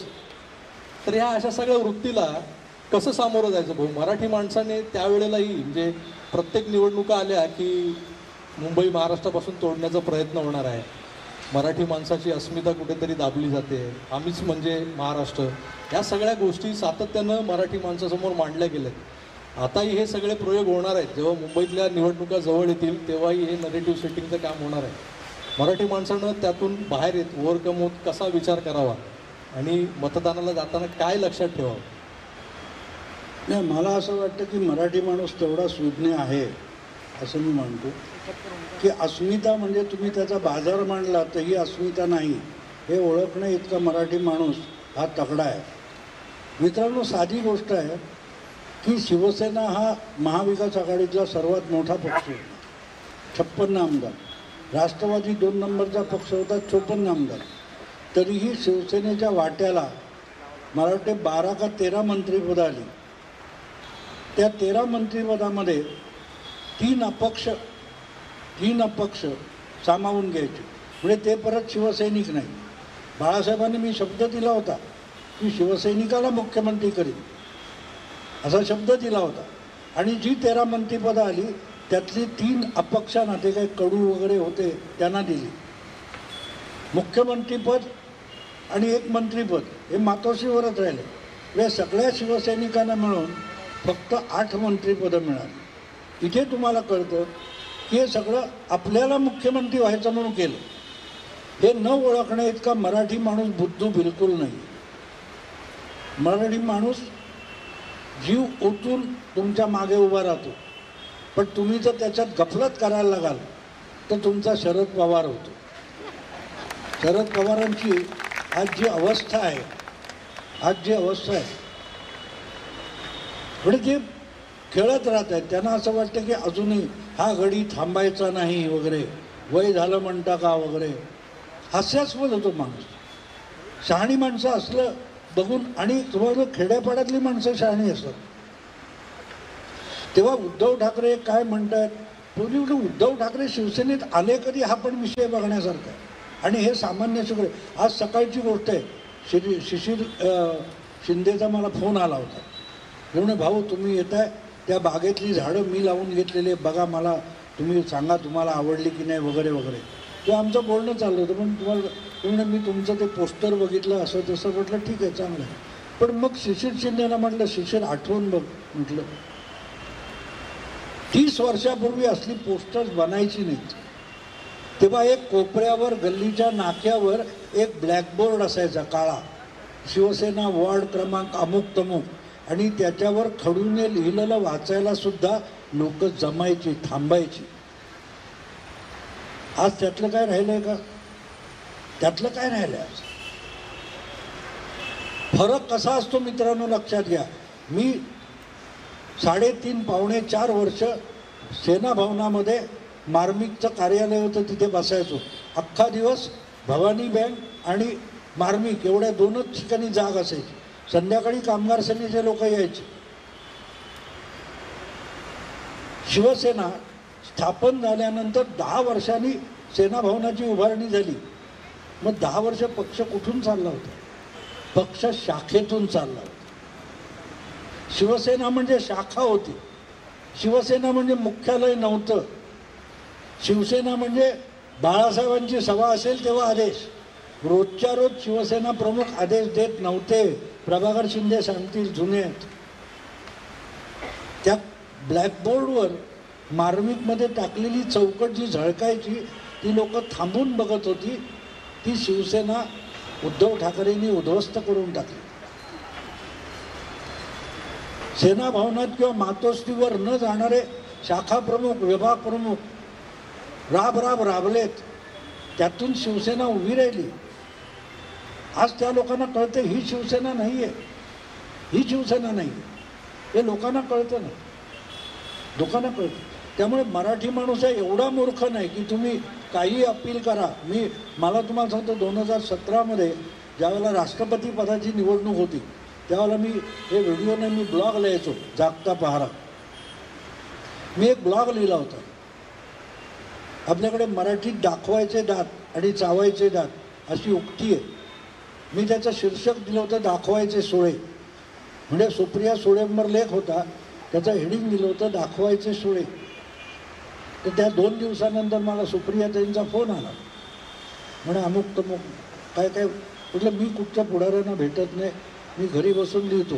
खोटा असेल चुकला असेल सांगा, अख्खा लेख माफीसाठी लिहील, पण भेटणार नाही कोणाला. आणि मग आम्ही जवळजवळ 22-23 मिनटं बोललो. तेव्हा त्यांना मी एक म्हटलं की तुम्हाला एक गोष्ट कशी लक्षात येत नाही की अमित शहा असो किंवा नरेंद्र मोदी असो, हे दोघे गुजराती आहेत. गुजरातच्या राजकारणातून राष्ट्रीय राजकारणात आले. ते महाराष्ट्रात येतात, शरद पवार उद्धव ठाकरेंना हरवतात, तिकडे चौटाला हुड्डाला हरवतात, इकडे जाऊन मुलायम सिंगला आणि हरवतात. तर का हरवतात ह्याचा विचार कराल की नाही? मराठी माणूस, हरियाणवी माणूस, उत्तर प्रदेशचा माणूस हे आपल्या राज्यातल्या नेत्यांपेक्षा मोदी शहांवर का विश्वास ठेवतो याचा विचार करा, शोध घ्या, तर तुम्ही त्यांना हरवू शकाल. पण तुम्हाला विचारच करायचा नाही, खोटं नाटं अस्मितेचं अपील करायचं. एवढा मतदार आता बुद्धू राहिलेला नाही. माझ्या मुलीवर मी पुस्तक लिहिलेलं आहे. माझी मुलगी 2.5 महिन्याची असल्यापासून 20 महिन्याची होईपर्यंत आई बाप बनून एकत्र मी तिला सांभाळली, वाढवली. नोकरी सोडून बसलो होतो कारण तो प्रॉब्लेमच तसा होता की तिला भरवायला लागायचं आणि मी सोडून कोणी दूध भरवू शकत नव्हतं काय, तिथे मी नोकरी सोडून बसलो. पण मी त्याच्यावर पुस्तक लिहिले. पुढे मला मुलांच्या संगोपनात इंटरेस्ट निर्माण झाला. मी तिचा अभ्यास घेतला 5वीपर्यंत आणि त्या मुलीला माझ्या आयुष्यभर ट्युशन कधी लागली नाही. म्हणून माझ्या अनेक मित्रांनी सांगितलं भाऊ आता तुझ्या याच्यावर पुस्तक लिहि. मी ते पुस्तक लिहिलं. सांगायचं हेतू असं की आज ती मुलगी UPSC येऊन सेंट्रल गव्हर्नमेंटच्या नोकरीमध्ये जॉईंट डायरेक्टर म्हणून काम करते. मला सांगा त्यावेळेला 5, 7, 10, 9 वर्षाची असताना तिच्याशी जे मी बोललो आहे, अनेक गोष्टी सगळ्या सत्य सांगता येत नाही. काही वेळेला मुलींना खेळवावं लागतं, उल्लू बनवावं लागतं. आता तेच जर मी आज बोललो तर ती समोर अपमान करणार नाही, पण नंतर मैत्रीने भाताऱ्याला चव लागलाय असं म्हणेल. कारण तेव्हा मी तिच्याशी जो वागलो बोललो त्याच्यापेक्षा आता ती मॅच्युअर आहे. दुर्दैव असं आहे की आपल्याकडे मतदार, सामान्य जनता मॅच्युअर होत चालली आहे आणि राजकीय पक्ष, पुढारी आणि आमच्यासारखे मोठे विश्लेषक, पत्रकार हे इमॅच्युअर किंवा ॲमॅच्युअर होत चालले. त्यामुळे मतदार ह्या असल्या उल्लू बनवण्याने फरक पडत नाही की अरे बापरे सहानुभूती, केवढा मोठा माझा बाप चोरला, माझा बाप चोरला. कमाल आहे. तुझा बाप चोरला असं तुम्ही म्हणणार असाल तर मग तुमच्या बापाने हजारो घरातली पोरं चोरली होती का स्वतःला शिवसेना प्रमुख करण्यासाठी? काय भाषा आहे. एक व्यंगचित्रकाराला हजारो घरातल्या तरुण पोरांनी शिवसेना प्रमुख बनवला. तू ज्याला बाप म्हणतोस त्याला कोण विचारत नाही, लोक शिवसेना प्रमुखाला विचारतात. तो शिवसेना प्रमुख तू मुलगा म्हणून घडवला नाहीस. हजारो घरातल्या तरुण पोरांनी लाठ्या खाल्ल्या, केसेस अंगावर घेतल्या, त्यातून तू ज्याला बाप म्हणतोस तो शिवसेना प्रमुख झाला. हे विचार करतात लोक. किंवा माझा बाप चोरला, माझा बाप चोरला. अरे तू बापाला प्रॉपर्टी करून टाकली तर प्रॉपर्टी चोरीला जाते. कोणी बाप चोरत नसतो, चोरीला जाते. ती संपत्ती असते, ती प्रॉपर्टी असते. तू बाप चोरला म्हणतोस तेव्हा तूच सांगतोस की मी बापाला प्रॉपर्टी करून टाकलं. तेव्हा असल्या शब्दांनी लोक उल्लू बनायचा काळ गेलेला आहे. वारसा हा विचारांचा असतो. राज ठाकरेंचं वाक्य ते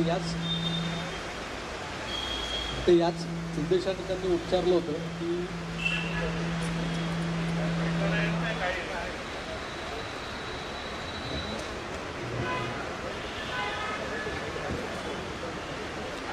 वारसा हा विचारांचा असतो, मी जे म्हणालो ना राजसाहेबांचं वाक्य, आणि ते याच अनुषंगाने आलं होतं, याच कॉन्टेक्स्टमध्ये आलं होतं की बाप चोरला, पक्ष चोरला, चिन्ह चोरलं, हा जो काही थैथयाट सुरू होता तेव्हा त्यांनी मार्मिकपणे उच्चारलेलं वाक्य होतं की वारसा हा विचारांचा असतो, विचार तुमचे कोणी चोरू शकत नाही. असं भाऊ म्हणाले की जेव्हा बापाला प्रॉपर्टी बनवली जाते तेव्हा ती चोरू शकतं, कोणी चोरू शकतं.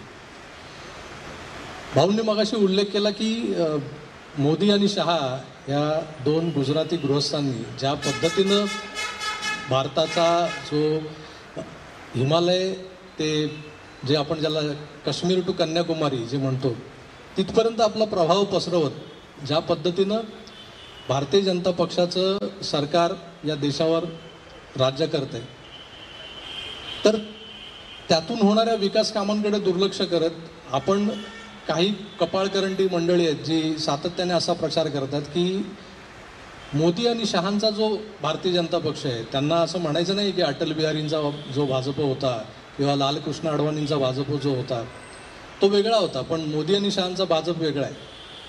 तर मोदी आणि शहांचा जो भाजप आहे तो मराठी विरोधी आहे. तो महाराष्ट्रातले प्रकल्प पळवतो आणि गुजरातला नेतो. महाराष्ट्रात येणारे जे उद्योगधंदे आहेत ते पळवून गुजरातला नेतो. महाराष्ट्रात जे आपोआप आलेले जे काही उद्योग आहेत म्हणजे रिफायनरीसारखे जे बारसू नाणारला ज्या रिफायनरीचा आपण खूप उहापोह झाला आहे आपल्या, तुम्ही वाचलं असेल, मीडियातून पाहिलं असेल, तर तसे प्रकल्प महाराष्ट्रात आले तर ते मराठी माणसाला किंवा महाराष्ट्राला नको असतात, आणि काही असे प्रकल्प जे येतात ते मग हे गुजराती पळवून नेतात, आणि एकंदरच जो भारतीय जनता पक्ष आहे तो गुजराती धार्जिना आणि मराठी माणसांचा विरोध करणार आहे. तर या वाक्यात कितपत तथ्य आहे भाऊ?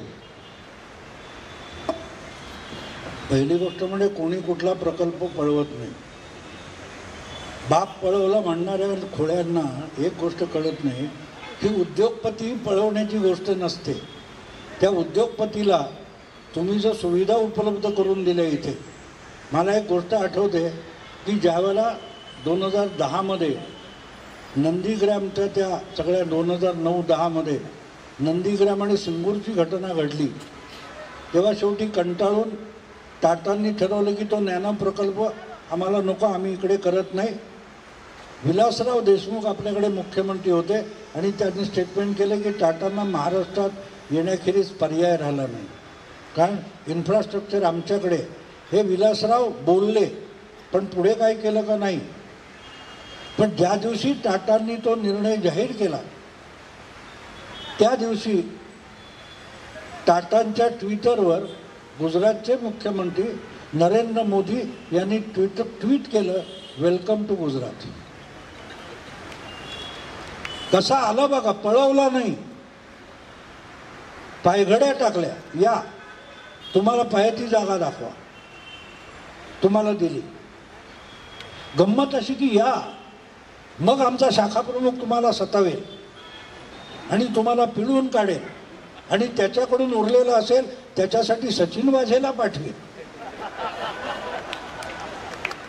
अशा रीतीने प्रकल्प येत नसतात मित्रांनो, येत नसतात.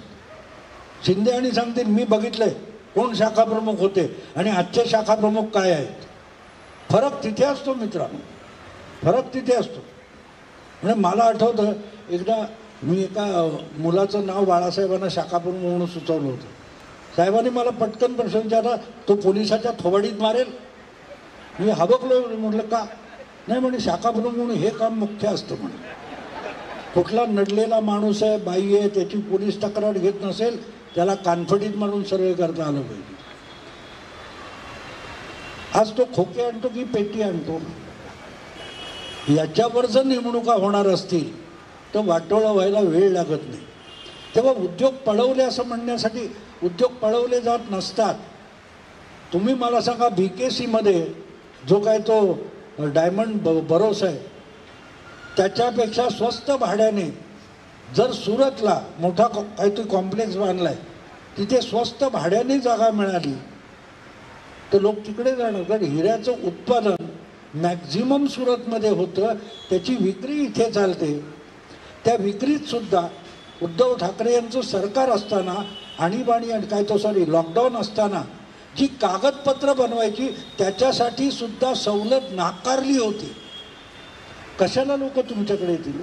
आणि मी जेव्हा म्हणालो की अमित शहा आणि नरेंद्र मोदी गुजराती आहेत आणि ते इथे येऊन तुम्हाला हरवतात, त्याचा अर्थ समजून या मित्रांनो. ते इथे आल्यावर मराठी सारखे वागतात. ते उत्तर प्रदेशमध्ये गेले, उत्तर प्रदेशी माणसासारखे वागतात. ते तिथे जाऊन गुजरातचा अभिमान सांगत नाही.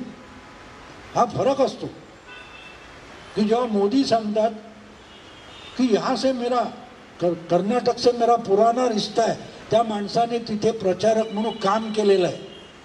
लंडनला पिकनिकला जायचं आणि रिश्ता इथे आहे म्हणून सांगायचं, असं होत नाही मित्रांनो. लोक ओळखतात, तुम्हाला ओळखतात की हा माणूस आपल्याशी कसा मिसळला. तेव्हा मोदींनी पळवलं म्हणणार, मोदींनी हरवलं म्हणणार. मग इंदिरा गांधी हरवत नव्हत्या, राजीव गांधींनी हरवलं नव्हतं. यशवंतराव 1984च्या निवडणुकीत नाकीत दम आला होता पहिल्यांदा यशवंतरावने. मग ते राजीव गांधी हे काय मराठी होते? मग तो मराठी अस्मितेचा अपमान नव्हता? सांगायचा मुद्दा असा की हे आउटडेटेड झालेलं आहे. आणि तुम्हाला माहिती आहे की एकदा एक्सपायरी डेट झाली एखाद्या औषधाची की ते औषध परिणामकारक नसतं, तेव्हा ही अस्मितेची नाटकं वगैरे आहेत ना, यांची एक्सपायरी डेट होऊन गेलेली आहे. पण अनेकदा ते त्याच पट्ट्यात, म्हणजे आमच्या काळातला आमचा लाडका हिरो होता देवानंद, पण 70-80 नंतर आम्हाला वाटतं हा का पिक्चर काढतोय.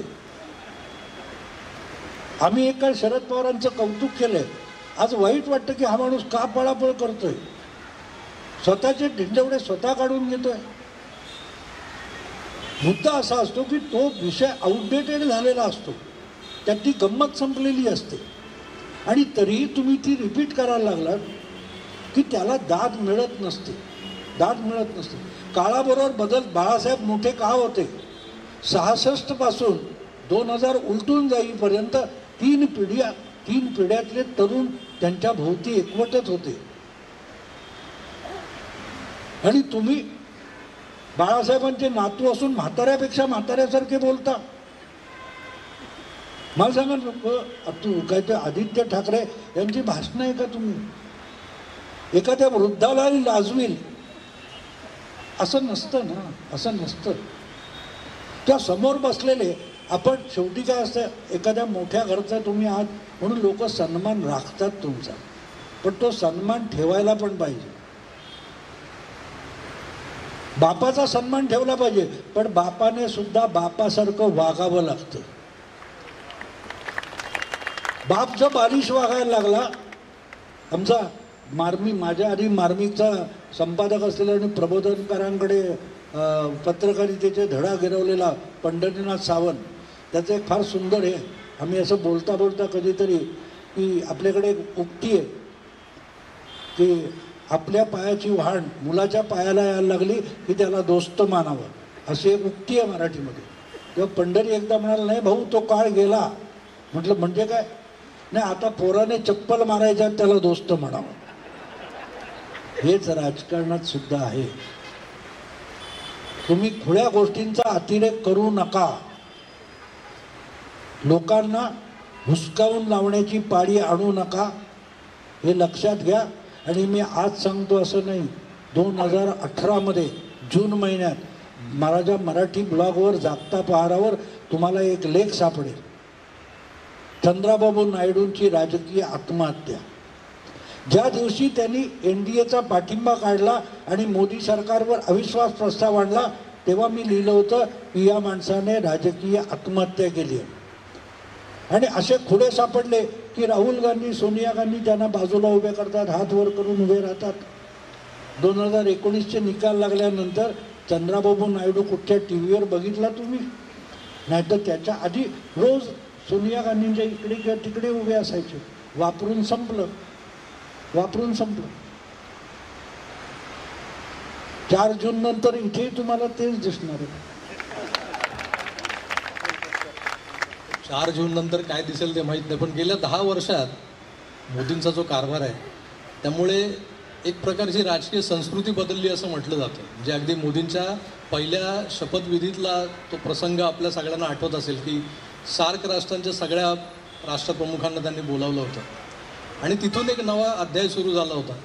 आपण कोविडमध्ये जसं म्हटलं जात होतं की भारतासारख्या एका खंडप्राय देशामध्ये जिथं वैद्यकीय सुविधांची वानवा आहे तिथं कोविडचा सगळ्यात जास्त प्रादुर्भाव होईल आणि जी मनुष्यहानी जी म्हणतो, जीवितहानी जी म्हणतो, ती सर्वाधिक होण्याची शक्यता आपल्या भारतात वर्तवली जात होती.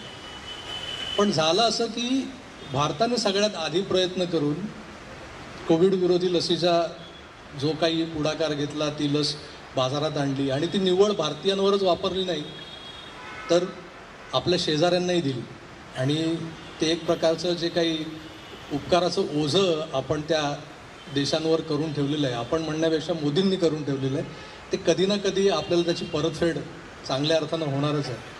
पण ह्या 10 वर्षात भाऊ अशा बऱ्याच गोष्टी झाल्यात. म्हणजे त्यात प्रामुख्यानं 370 कलम जे हटवलं गेलं, ज्या 370 कलमासाठी कित्येक राष्ट्रप्रेमी नेते जे होते, अगदी श्यामाप्रसाद मुखर्जींपासून आपण यांची नावं घेऊ शकतो की ज्यांनी बलिदान दिलं आहे अक्षरशः की हे 370 कलम हटवलं जावं. खुद्द मोदीजी काश्मीरमधल्या लाल चौकात जाऊन तिरंगा फडकवून आले होते आणि त्यांनी तिथे प्रण केलं होतं की एक दिवस या राज्यातलं जे काही 2 निशाण, 2 संविधान, 2 पंतप्रधान हे चालणार नाही.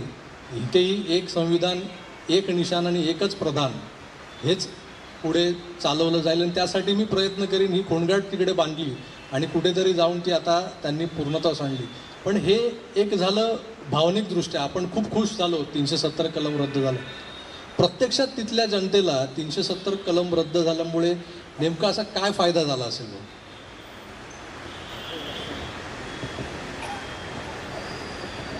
हॅलो मित्रांनो, फायदा झाला जेव्हा बघतो आपण तेव्हा फायद्याच्या आपल्या आपल्या व्याख्या वेगवेगळ्या असतात. तुम्हाला सांगतो, नोव्हेंबर महिन्यात मी जयपूरला गेलो होतो. तिथे त्या आमच्या संजय देशमुखने कॉन्क्लेव्ह ठेवला होता. तिथे मला अंकुर चौधरी नावाचा नोएडातला माणूस भेटला आणि बोलता बोलता आमचा विषय निघाला होता. तो ना आपको मालूम आहे, तो मी माझ्या बोलताना इतकी किती कोटी शौचालय बांधली, स्वच्छता, सफाई, रोगराई कमी. पण तो तिथला माणूस असतो, तो जो अनुभव सांगतो ते किती वेगळे असतात बघा. भाऊ म्हणाला वो बात नहीं है, ये महिलाओं के लिए सबसे बड़े सिक्योरिटी की बात है. तो मतलब सिक्योरिटी कहाँ गई शौचालय में? तुम्हारा ये सब देहातों में महिलाएं या तो अंधेरा होने के बाद या सुबह से पहले जाती थी और वहाँ जो पहले से घात लगाए बैठते थे वो गलत काम करते थे. लेकिन अब महिलाएं अंधेरे के टाइम नहीं जाती, उनको घर में व्यवस्था हो गई है. वो यूपी में सेक्स क्राइम 50% से नीचे आ गया. ये महिलाओं के लिए सिक्युरिटी बन गई. हे आपल्याला माहितीच नसतं, कारण आपल्याकडचे इथे दिवटे संपादक सांगतच नाहीत. ते लगेच जागतिक अर्थव्यवस्था, मग तिकडे काय झालंय, बायडेन काय म्हणतोय, बायडेनने ह्याच्या खिशात हात घातला, हे सांगतात. हे इथे केवढा मोठा फरक पडलाय मित्रांनो, छोटी गोष्ट नाही आहे की त्या महिलेला घरातल्या घरात शौचालय झाल्यामुळे घराबाहेर अवेळी पडावं लागत नाही. दुसरीकडे योगींनी ज्या पद्धतीत तिथे गुंडांचं नेस्तनाबूत करायचं, त्यामुळे महिला सुरक्षित वाटायला लागला. हा गेन असतो. आपल्यासाठी ते फार छोटी गोष्ट वाटेल तुम्हाला, पण त्यांच्यासाठी मी तुम्हाला एक गोष्ट सांगतो, मग कळेल. एक अमर्त्य सेन वगैरे सारखे मोठे अर्थशास्त्रज्ञ तिकडे सपवाटी जाऊन बसायचे, लाटा येतात जातात बघायचे. आणि तिथे एक छोटा मुलगा येऊन ओहोटीच्या वेळेला अडकलेले शिंपले, छोटे मासे हे उचलून पाण्यात टाकायचे. ते बरेच दिवस बघतात, ते शेवटी इकडे म्हणतात, काय करतो तू? नाही नाही म्हणे, ते गेले ते इथे पाण्याअभावी मरतील ना, पाणी जातं म्हणून मी त्यांना त्यांच्या पाण्यात घरात टाकतो. तर तो विद्वान माणूस हसतो. अमर्त्य सेन म्हणजे कोणतरी एक म्हातारा बुद्धिमान. पण तुला माहिती आहे का जगात किती किनारे आहेत, किती चौपाट्या आहेत, हे 5-25 जीव तिकडे टाकून तुला काय मिळणार आहे आणि जगाला काय फरक पडणार आहे. तो छोटा मुलगा म्हणतो, आजोबा तुम्ही म्हणता ते 100% बरोबर आहे, जगाला काही फरक पडत नाही, पण ते 5-25 जीव आहेत ना त्यांच्यासाठी मोठा फरक पडतो. तेव्हा काय फरक पडला हे आपण इथे बसून विचारतो ना, तेव्हा त्याचं उत्तर देणं अवघड असतं. कारण आपण त्या काश्मीरमध्ये रोज बॉम्ब फुटणाऱ्या आपण जगलेलो नाही आहोत. एक रात्र निश्चिंत मनाने झोप येणं याची किंमत किती असते हे आपल्याला माहिती नाही आहे मित्र. आपण अकॅडमिक असतो त्या विषयात आणि ते भोगत असतात, ते जगत असतात. त्यांच्या आयुष्यात फार मोठा फरक पडलेला असतो. 80 कोटी लोकांना मोफत रेशन याची किंमत, ज्यांना 2 वेळची चूल पेटताना मारामार असते ना त्यांना त्याची किंमत कळते. आपल्याला नाही कळत, कारण आपण 1600 रुपयाची थाळी जेवायला जातो तेव्हा याच्यावर आपण अकॅडमिक चर्चा करतो. पण तो जो फरक असतो तो तुम्हाला, माझा स्वतःचा अनुभव सांगतो मी का. मी अगदी इथे सायनला मी शाळेत होतो DS हायस्कूलमध्ये. तर आम्हाला आठवतं 8वी किंवा असं काहीतरी 9वीत असताना नेहरू आले होते. तर आम्हाला पोरांना झेंडे हलवायला काडीला लावलेले कागदाचे असं उभं केलेलं होतं. तर आम्ही ती गरिबी बघून नेहरू रडलेले मी बघितलेले आहेत आणि आम्ही हळहळलो होतो. काय देशाचा पंतप्रधान, त्याच्या डोळ्यात पाणी आलं. काय हळवा पंतप्रधान, हे बालपणीचं माझं इम्प्रेशन आहे. पण आता इतकी वर्ष गेल्यानंतर, 6 दशकं राजकीय पत्रकार वगैरे केल्यानंतर माझ्या लक्षात येतं, अरे नेहरू जे रडले होते दुःख बघून, वेदना बघून, तशा तर घरातल्या सिरियल बघून बायका पण रडतात आणि उठून वर्णाला फोडणी घालतात. बाकीची बाई त्यातली मरो की इकडची मरो. ती धारावी बदलली का? ती तशीच राहिली ना. त्या नेहरूंचे अश्रू आणि त्या धारावीतल्या एका गरिबाची सुटणारी समस्या यामध्ये जमीन आसमानाचा फरक असतो. नेहरूंच्या डोळ्यात आलेले अश्रू खरे होते, पण त्यांना ते दुःख म्हणजे काय कळलेलं नव्हतं. ती कोण, कलावती, तिच्या घरी राहुल गांधी आले, जेवले, गेले. लोकसभेत त्यांनी कलावतीचा विषय मांडला आणि 1 वर्षानंतर तिची मुलगी लग्न झालेली होती, तिच्या नवऱ्याने म्हणजे कलावतीच्या जावयाने सुद्धा आत्महत्या केली. फरक काय पडला? काहीच नाही. मग तो फरक मोदी आल्यामुळे पडतोय हे लक्षात ये. फरक तिथे लक्षात घ्यायचा असतो कोणाच्या आयुष्यात. अहो, लोकांना भीक मागायला उभे केले होतो, हे फ्री देतो, ते फ्री देतो. जेव्हा मोदी म्हणतात आम्ही आज काय 10 कोटी लोकांना काय तो उज्ज्वला गॅस दिला, पण तो गॅस देण्यासाठी जवळजवळ 2.5-3 कोटी लोकांनी गॅसवरचं अनुदान सोडलं. हात पसरणारे हात 70 वर्षात निर्माण झाले होते, मोदींनी 10 वर्षात देणारे हात सुद्धा निर्माण केले. हा फरक लक्षात घ्यायचा असतो. फरक म्हणजे फक्त उंची किती वाढली, शर्टचा रंग बदलला का, पॅन्टचं डिझाईन बदललं का, एवढं बघायचं नसतं मित्र. फरक हा जगण्यात कसा येतो, जगण्यात फरक कसा येतो.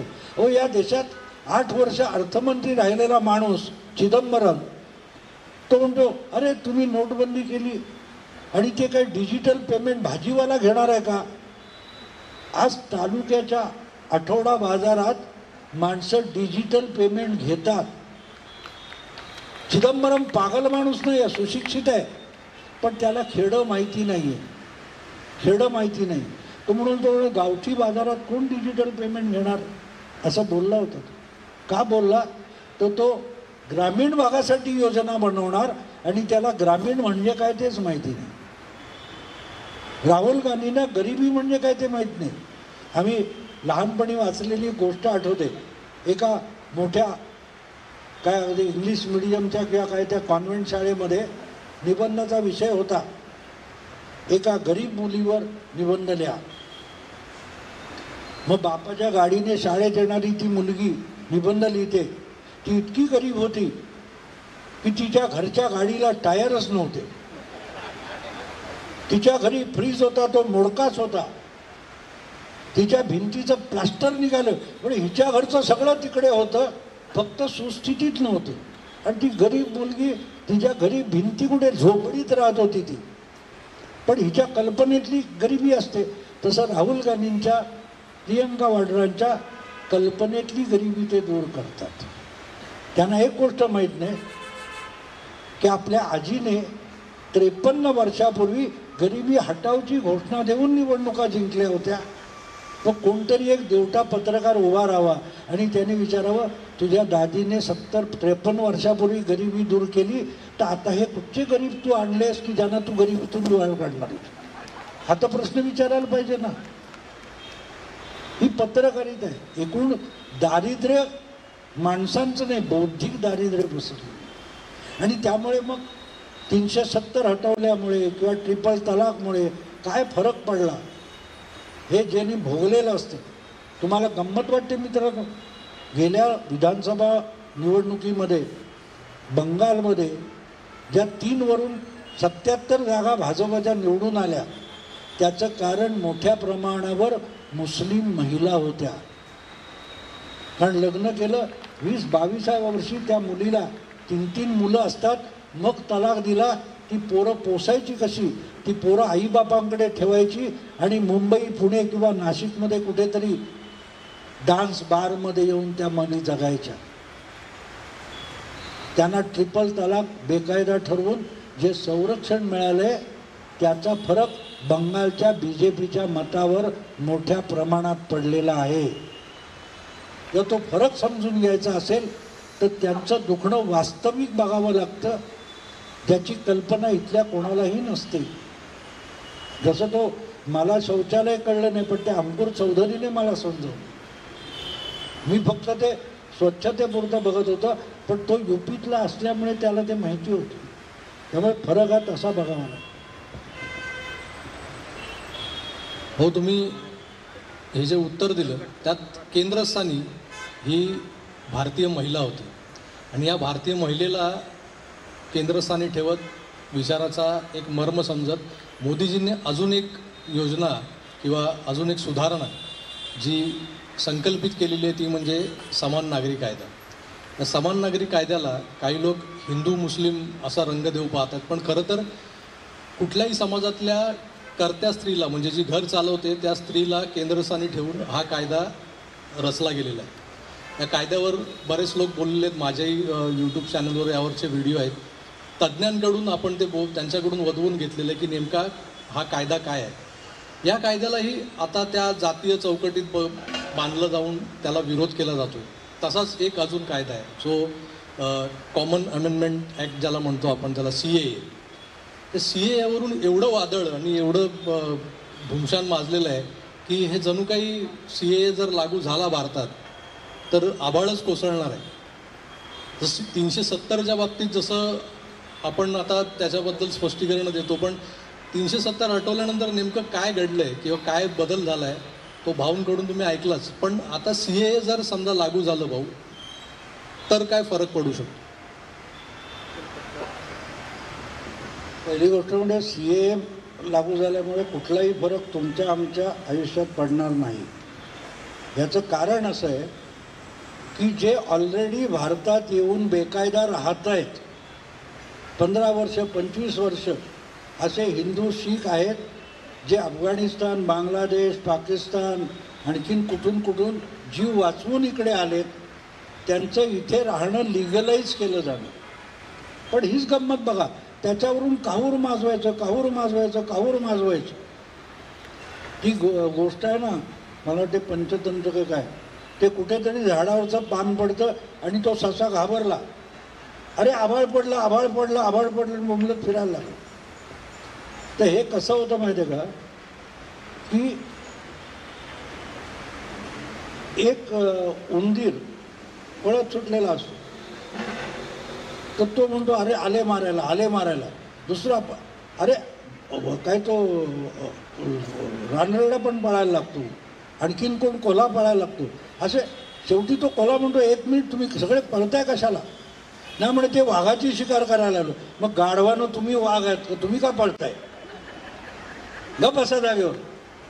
म्हणजे वाघाचा शिकार करायला आले म्हणून उंदरापासून सगळे पळत सुटले. अरे सगळी मिळून ती 15-20 लाख माणसं पण नाही आहेत, त्याच्यासाठी 140 कोटी लोकांना घाबरवायचं, पळा पळा पळा. आणि आपणही त्याच्यावर चर्चा करतो. म्हणजे मला अनेकदा असं वाटतं की आपण का चर्चा करतो याच्यावर, हा विषयच नाही आहे. जी माणसं ज्यांना नागरिकत्व मिळणार ती ऑलरेडी आली आहेत, आणि त्याला विरोध करणारे जे सगळे ते म्हणतात रोहिंग्यांना मात्र नागरिकत्व द्या. ज्या रोहिंग्यांना टेररिस्ट म्हणून म्यानमारमधून हाकून लावले त्यांना नागरिकत्व देण्यासाठी आग्रह धरणारे CAA वरून हलकल्लोळ करतात. तेव्हा हा एक प्रकारचा सापळा असतो, त्याच्यावर आपण चर्चा करण्याची गरज नाही.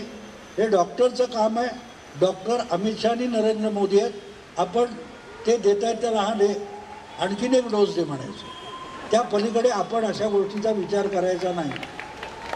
नाही तर आपल्याकडे मी सांगितलं ना मगाशी की लाखो अर्थशास्त्रज्ञ, सेफॉलॉजिस्ट, काय ते घटनातज्ञ तयार झालेले आहेत, आणि त्यांना कशातलंच काही माहीत नसतं.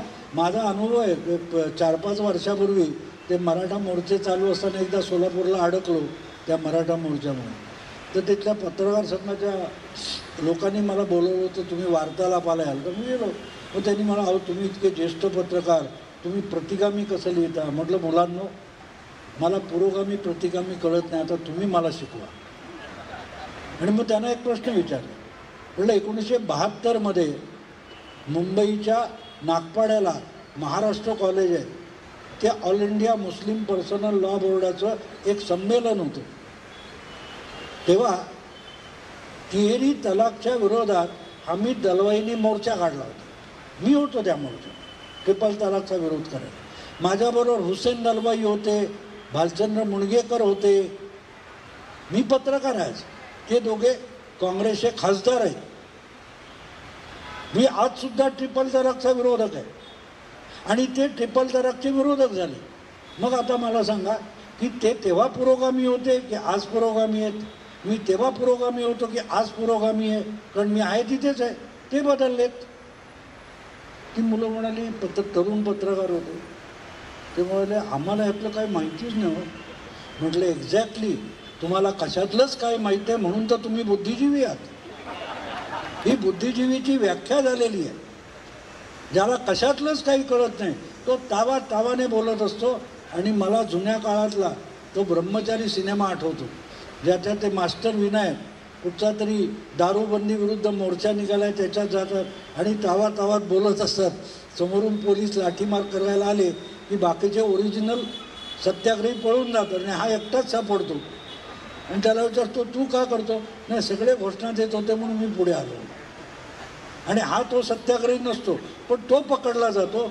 तशी आपली अवस्था आहे ह्या सगळ्या बुद्धिजीवीमुळे. तेव्हा हा विषय सार्वजनिक नसतो. मी अमेरिकेला जेव्हा पहिल्यांदा गेलो 99 आणि 3 महिने जाऊन आलो होतो, तर आमचे सुरू सर म्हणून ते रुपारेल कॉलेजचे, ते आल्यानंतर बायकोला कुठेतरी भेटले. तर ती म्हणाली, मी आणि भाऊ जाऊन आलो बरोबर. तेव्हा जाऊन, तुझ्याकडून नाही, मला भाऊकडून अमेरिका आहे. तर त्यांनी मला भेटले आणि मला म्हणाले, ये जरा बोलायचं. मी गेलो. म्हणलं काय रे, तुला अमेरिकेबद्दल काय सांगता येईल? म्हटलं आपल्यात आणि अमेरिकेत एकच फरक आहे. आपल्या देशामध्ये एकच माणूस बेअक्कल असतो, त्याला पंतप्रधान बनवतात. आणि अमेरिकेत एकच माणूस शहाणा असतो, त्याला राष्ट्राध्यक्ष बनवतात. पण असं का? तो म्हटलं मी 3 महिन्यामध्ये कुठच्याही हॉटेलमध्ये, कुठच्याही कोपऱ्यावर, टपरीवर, कुठेही तेव्हा काय होता तो क्लिंटन होता. म्हटलं क्लिंटन वगैरे यांच्याबद्दल कोणी बोलताना ऐकलं नाही. पण आपल्या इकडे कटिंगच्या 5 रुपयात घेणारा सुद्धा मोदीने हे करना नहीं चाहिए था. वाजपेयीने गलती की. म्हणजे आपल्या घरातली भांडणं सोडवून दाखवा बाबांनो. आपल्या कुटुंबातली भांडणं किती सोडवता येतात तो आपल्याला? 2-2, 3-3 आठवडे कपाळावर हात मारत बसतो आणि तेच आपण मोदी कुठे चुकला याच्यावर चर्चा करतो. आपल्या घरातला प्रॉब्लेम गुणिले 10 लाख एवढे प्रॉब्लेम मोदी रोज सोडवतात आणि त्यांच्यावर कोणी बोलायचं सांगा. म्हणजे अब्दुल कलामना प्रायमरी शाळेत नुकताच लागलेला शिक्षक नापास करतो असं एकूण राजकारण आपल्याकडे चालतं. त्यामुळे हे विषय जे आहे ते आपल्या आवाक्याच्या बाहेरचे आहेत. तुम्ही एक 20, 25, 30 वर्ष मागे जा, वर्तमानपत्रात त्याच्या बातम्यासुद्धा येत नव्हत्या. आज कुठे खुट्ट वाजलं लगेच ब्रेकिंग न्यूज, घणाघात, पलटवार. काय भाषा आहे, काय भाषा आहे. आणि हे तुमच्या आमचे जगण्यातले विषय नाही आहे. हे सांभाळायला मोठी माणसं बसलेली आहेत की हे सोडवत असतात. इतकं सोपं नसतं की बघा अरे बा अशोक चव्हाण आला की लगेच बघा ईडी. कोणाला यातल्या किती लोकांना माहिती आहे ईडीच्या ज्या केसेस आहेत त्यामध्ये फक्त 3% पॉलिटिशियन्स आहेत. 97% राजकारणात नसलेल्या माणसावर ईडीच्या केसेस चालू आहेत. मग ते काय मोदी विरोधक होते का, ते काय भाजप विरोधक होते का, नाही. पण हा गवगवा केला जातो, तुझ्या मागे ईडी लावी. अजब. त्याच्यावरून मग पोरकटपणा सुरू होतो, व्यंगचित्र बनवली जातात. कारण आज आणि शरद पवारांसारखा माणूस म्हणतो की मला हे ईडी काय होतं माहितीच नव्हतं. अरे हा माणूस 10 वर्ष केंद्रात मंत्री होता आणि त्याला एन्फोर्समेंट डायरेक्टोरेट माहिती नव्हतं तर शुद्धीत होता का माणूस. कारण ज्या कायद्याचा आधार घेऊन, हसू नका मित्रांनो, ज्या कायद्याचा आधार घेऊन, ज्या नियमावलीचा आधार घेऊन आज अनेक जण ते तुरुंगात गेलेले आहेत ना, PMLA, त्याला PMLA म्हणतात ना, तो कायदा वाजपेयींच्या शेवटच्या काळात 2004 संमत झाला. पण त्याची अंमलबजावणी करण्यासाठी जी नियमावली बनवावी लागते ती नियमावली ज्या मंत्रिमंडळात पास झाली त्या मंत्रिमंडळात शरद पवार मंत्री होते. मग ते पास करताना पवारसाहेब शुद्धीत होते का हा प्रश्न विचारायला पाहिजे की नाही. हा जाणता नेता आहे की अजाणता नेता आहे, विचार कर. आणि आपण चर्चा करतो.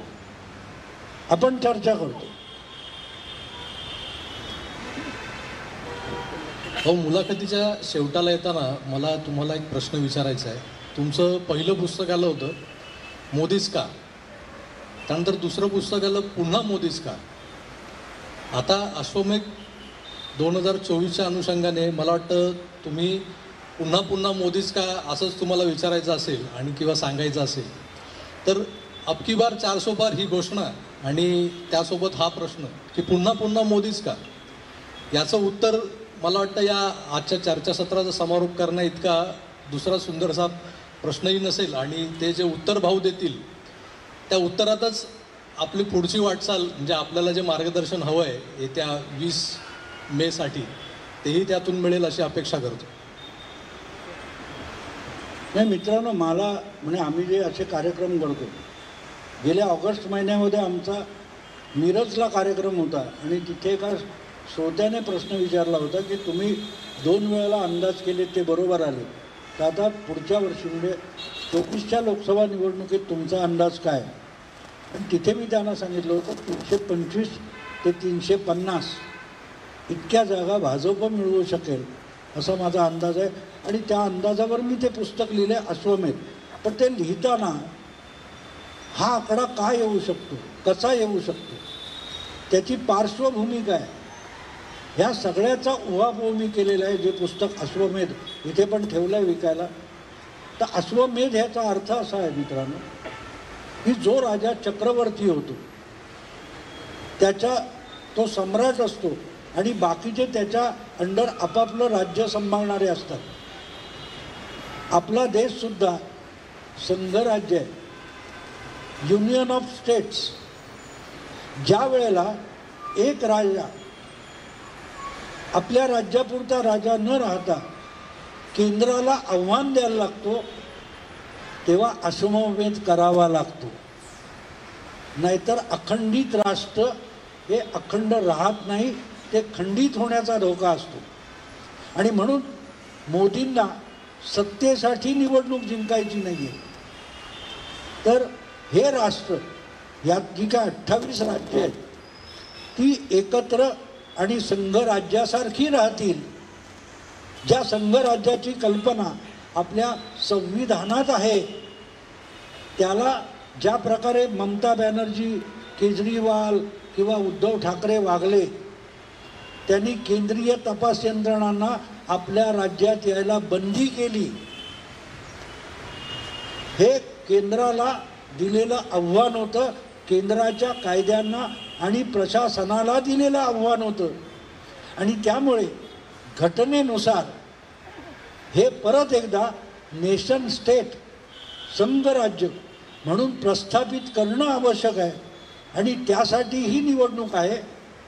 जसं त्या काळात हजारो वर्षापूर्वी अश्वमेध व्हायचा, सगळ्या राज्यांना पंखाखाली ठेवून ते राष्ट्र अखंडित ठेवण्याची जी लढाई असायची, ती लढाई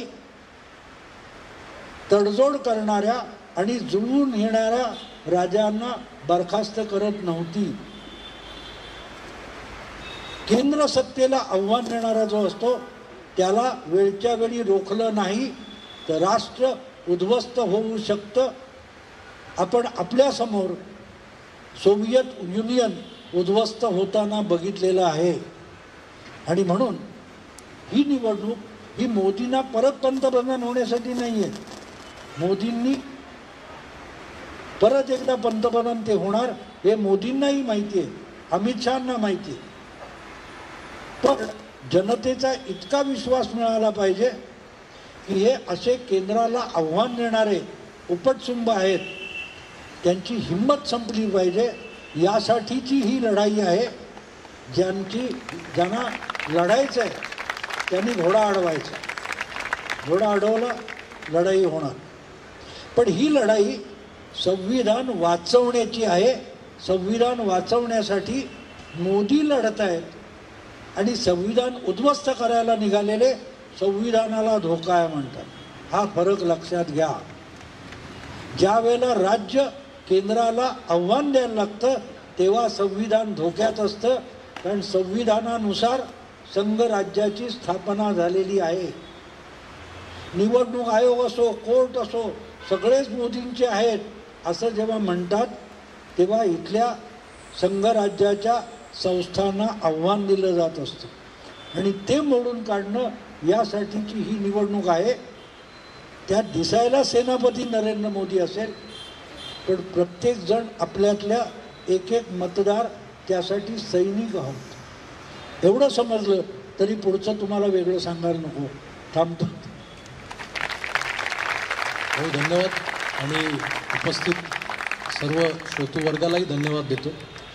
आज या तुमच्या मुलुंड नगरीमध्ये आम्ही जेव्हा या चर्चासत्राचा विचार करत होतो, एक प्रश्न आमच्यासमोर सातत्याने म्हणजे तो मांडला जातो आहे की मुलुंडमध्ये काही विस्थापितांच्या वसाहती उभारल्या जाणार आहेत आणि त्यामुळे मुलुंडकर अस्वस्थ आहेत. आणि त्याला जबाबदार कोण? तर आता जे सरकार आहे, जे सत्तेत बसलं आहे, कारण कसं आहे की महानगरपालिका विसर्जित झालेली आहे. तिथे प्रशासक म्हणून आयुक्त आहे आणि त्या आयुक्तांचे जे कोणी मायबाप आहेत त्या सध्या UD म्हणजे नगरविकास खाते. आता नगरविकास खात्याचा प्रमुख मुख्यमंत्री, जे मुख्यमंत्री उपमुख्यमंत्री यांच्या संगनमतानं हे सगळं होतं आहे का? आणि त्या योगे मुलुंडकरांच्या मनात काही किलमिश घुसवण्याचा जो प्रयत्न चालला आहे त्यावर एक मला स्पष्टीकरण द्यायचं आहे आणि ते दिल्यानंतर आपण या कार्यक्रमाचा समारोप करूया. की हा जो काही विचार आहे ना तो मुळात या आधीच्या महाविकास आघाडीचा, त्याही आधी मुंबई महानगरपालिकेत बसलेल्या शिवसेनेचा, जी अखंड शिवसेना होती. आता या शिवसेनेनं मागच्या 25 वर्षात जो काही भ्रष्टाचाराचा महापर्वत उभा करून ठेवला आहे, त्या पर्वताचा आपण जसं म्हणतो ना हिमनगाचं एखादं टोक दिसतं, त्यातला हा भाग आहे जो तुमच्या मुलुंडकरांना सतावतो आहे. की तिथले सगळे जे विस्थापित जे आहेत ते PAP ज्याला म्हणतो, प्रोजेक्ट अफेक्टेड पीपल्स, तर ते कुठले असतील काय असतील माहीत नाही. इथे आपण एका वेगळ्या संस्कृतीत वाढलो, एका वेगळ्या संस्कृतीत ती संस्कृती जपत इथे राहतोय. आणि जसं गिरगाव आहे, जसं दादर आहे, डोंबिवली आहे, तसं मुलुंडचं नाव घेतलं जातं. इथे मराठी, गुजराती आणि इतरही जे भाषिक आहेत ते कसे गुण्यागोविंदानं राहतात आणि आपल्या संस्कृतीला जपतायत. त्यात जर सरमिसळ झाली तर जी भेसळ होणार आहे, त्या भेसळीचा जो धसका इथल्या सामान्य नागरिकांनी घेतला आहे त्यामागे दुसरं तिसरं कोणी नसून हे महाभकास आघाडीवाले. पण हे सहज साध्य होणार नाही. हा मुद्दा ज्या पद्धतीनं तुम्ही मांडताय, तुमच्या नागरिकांच्या संघटना यासाठी लढतायत, त्याच पद्धतीनं तुमचे जे लोकप्रतिनिधी आहेत तेही याचा पाठपुरावा करतायत. आणि मला वाटतं मुख्यमंत्री आणि उपमुख्यमंत्री हे डोळ्यावर पट्टी बांधून बसलेले गांधारी निश्चितच नाही. तेही या प्रकल्पाचा आणि होऊ घातलेल्या सगळ्या अनागोंदीचा विचार कुठेतरी करत असतील. आणि मला वाटतं हा विचार डोक्यात ठेवून मतदानाला उतरू नका. जर तुमच्या मनातला लोकप्रतिनिधी जर इथून निवडून गेला तर त्याच्याकडून हक्कानं हा प्रकल्प रद्द करून घेण्याचं काम तुमचं आहे. त्यासाठी अतिद्वेषानं आणि आपली संस्कृती जपण्यासाठी 20 मेला बाहेर पडा, उन्हाची पर्वा करू नका, एवढंच सांगतो आणि इथेच थांबतो. पुन्हा भेटूच, आपण रोज भेटतोच, तर आम्ही आहोतच आपल्या सेवेसाठी. तर आज तुर्तास थांबतो आणि आपली रजा घेतो. जय हिंद, जय महाराष्ट्र.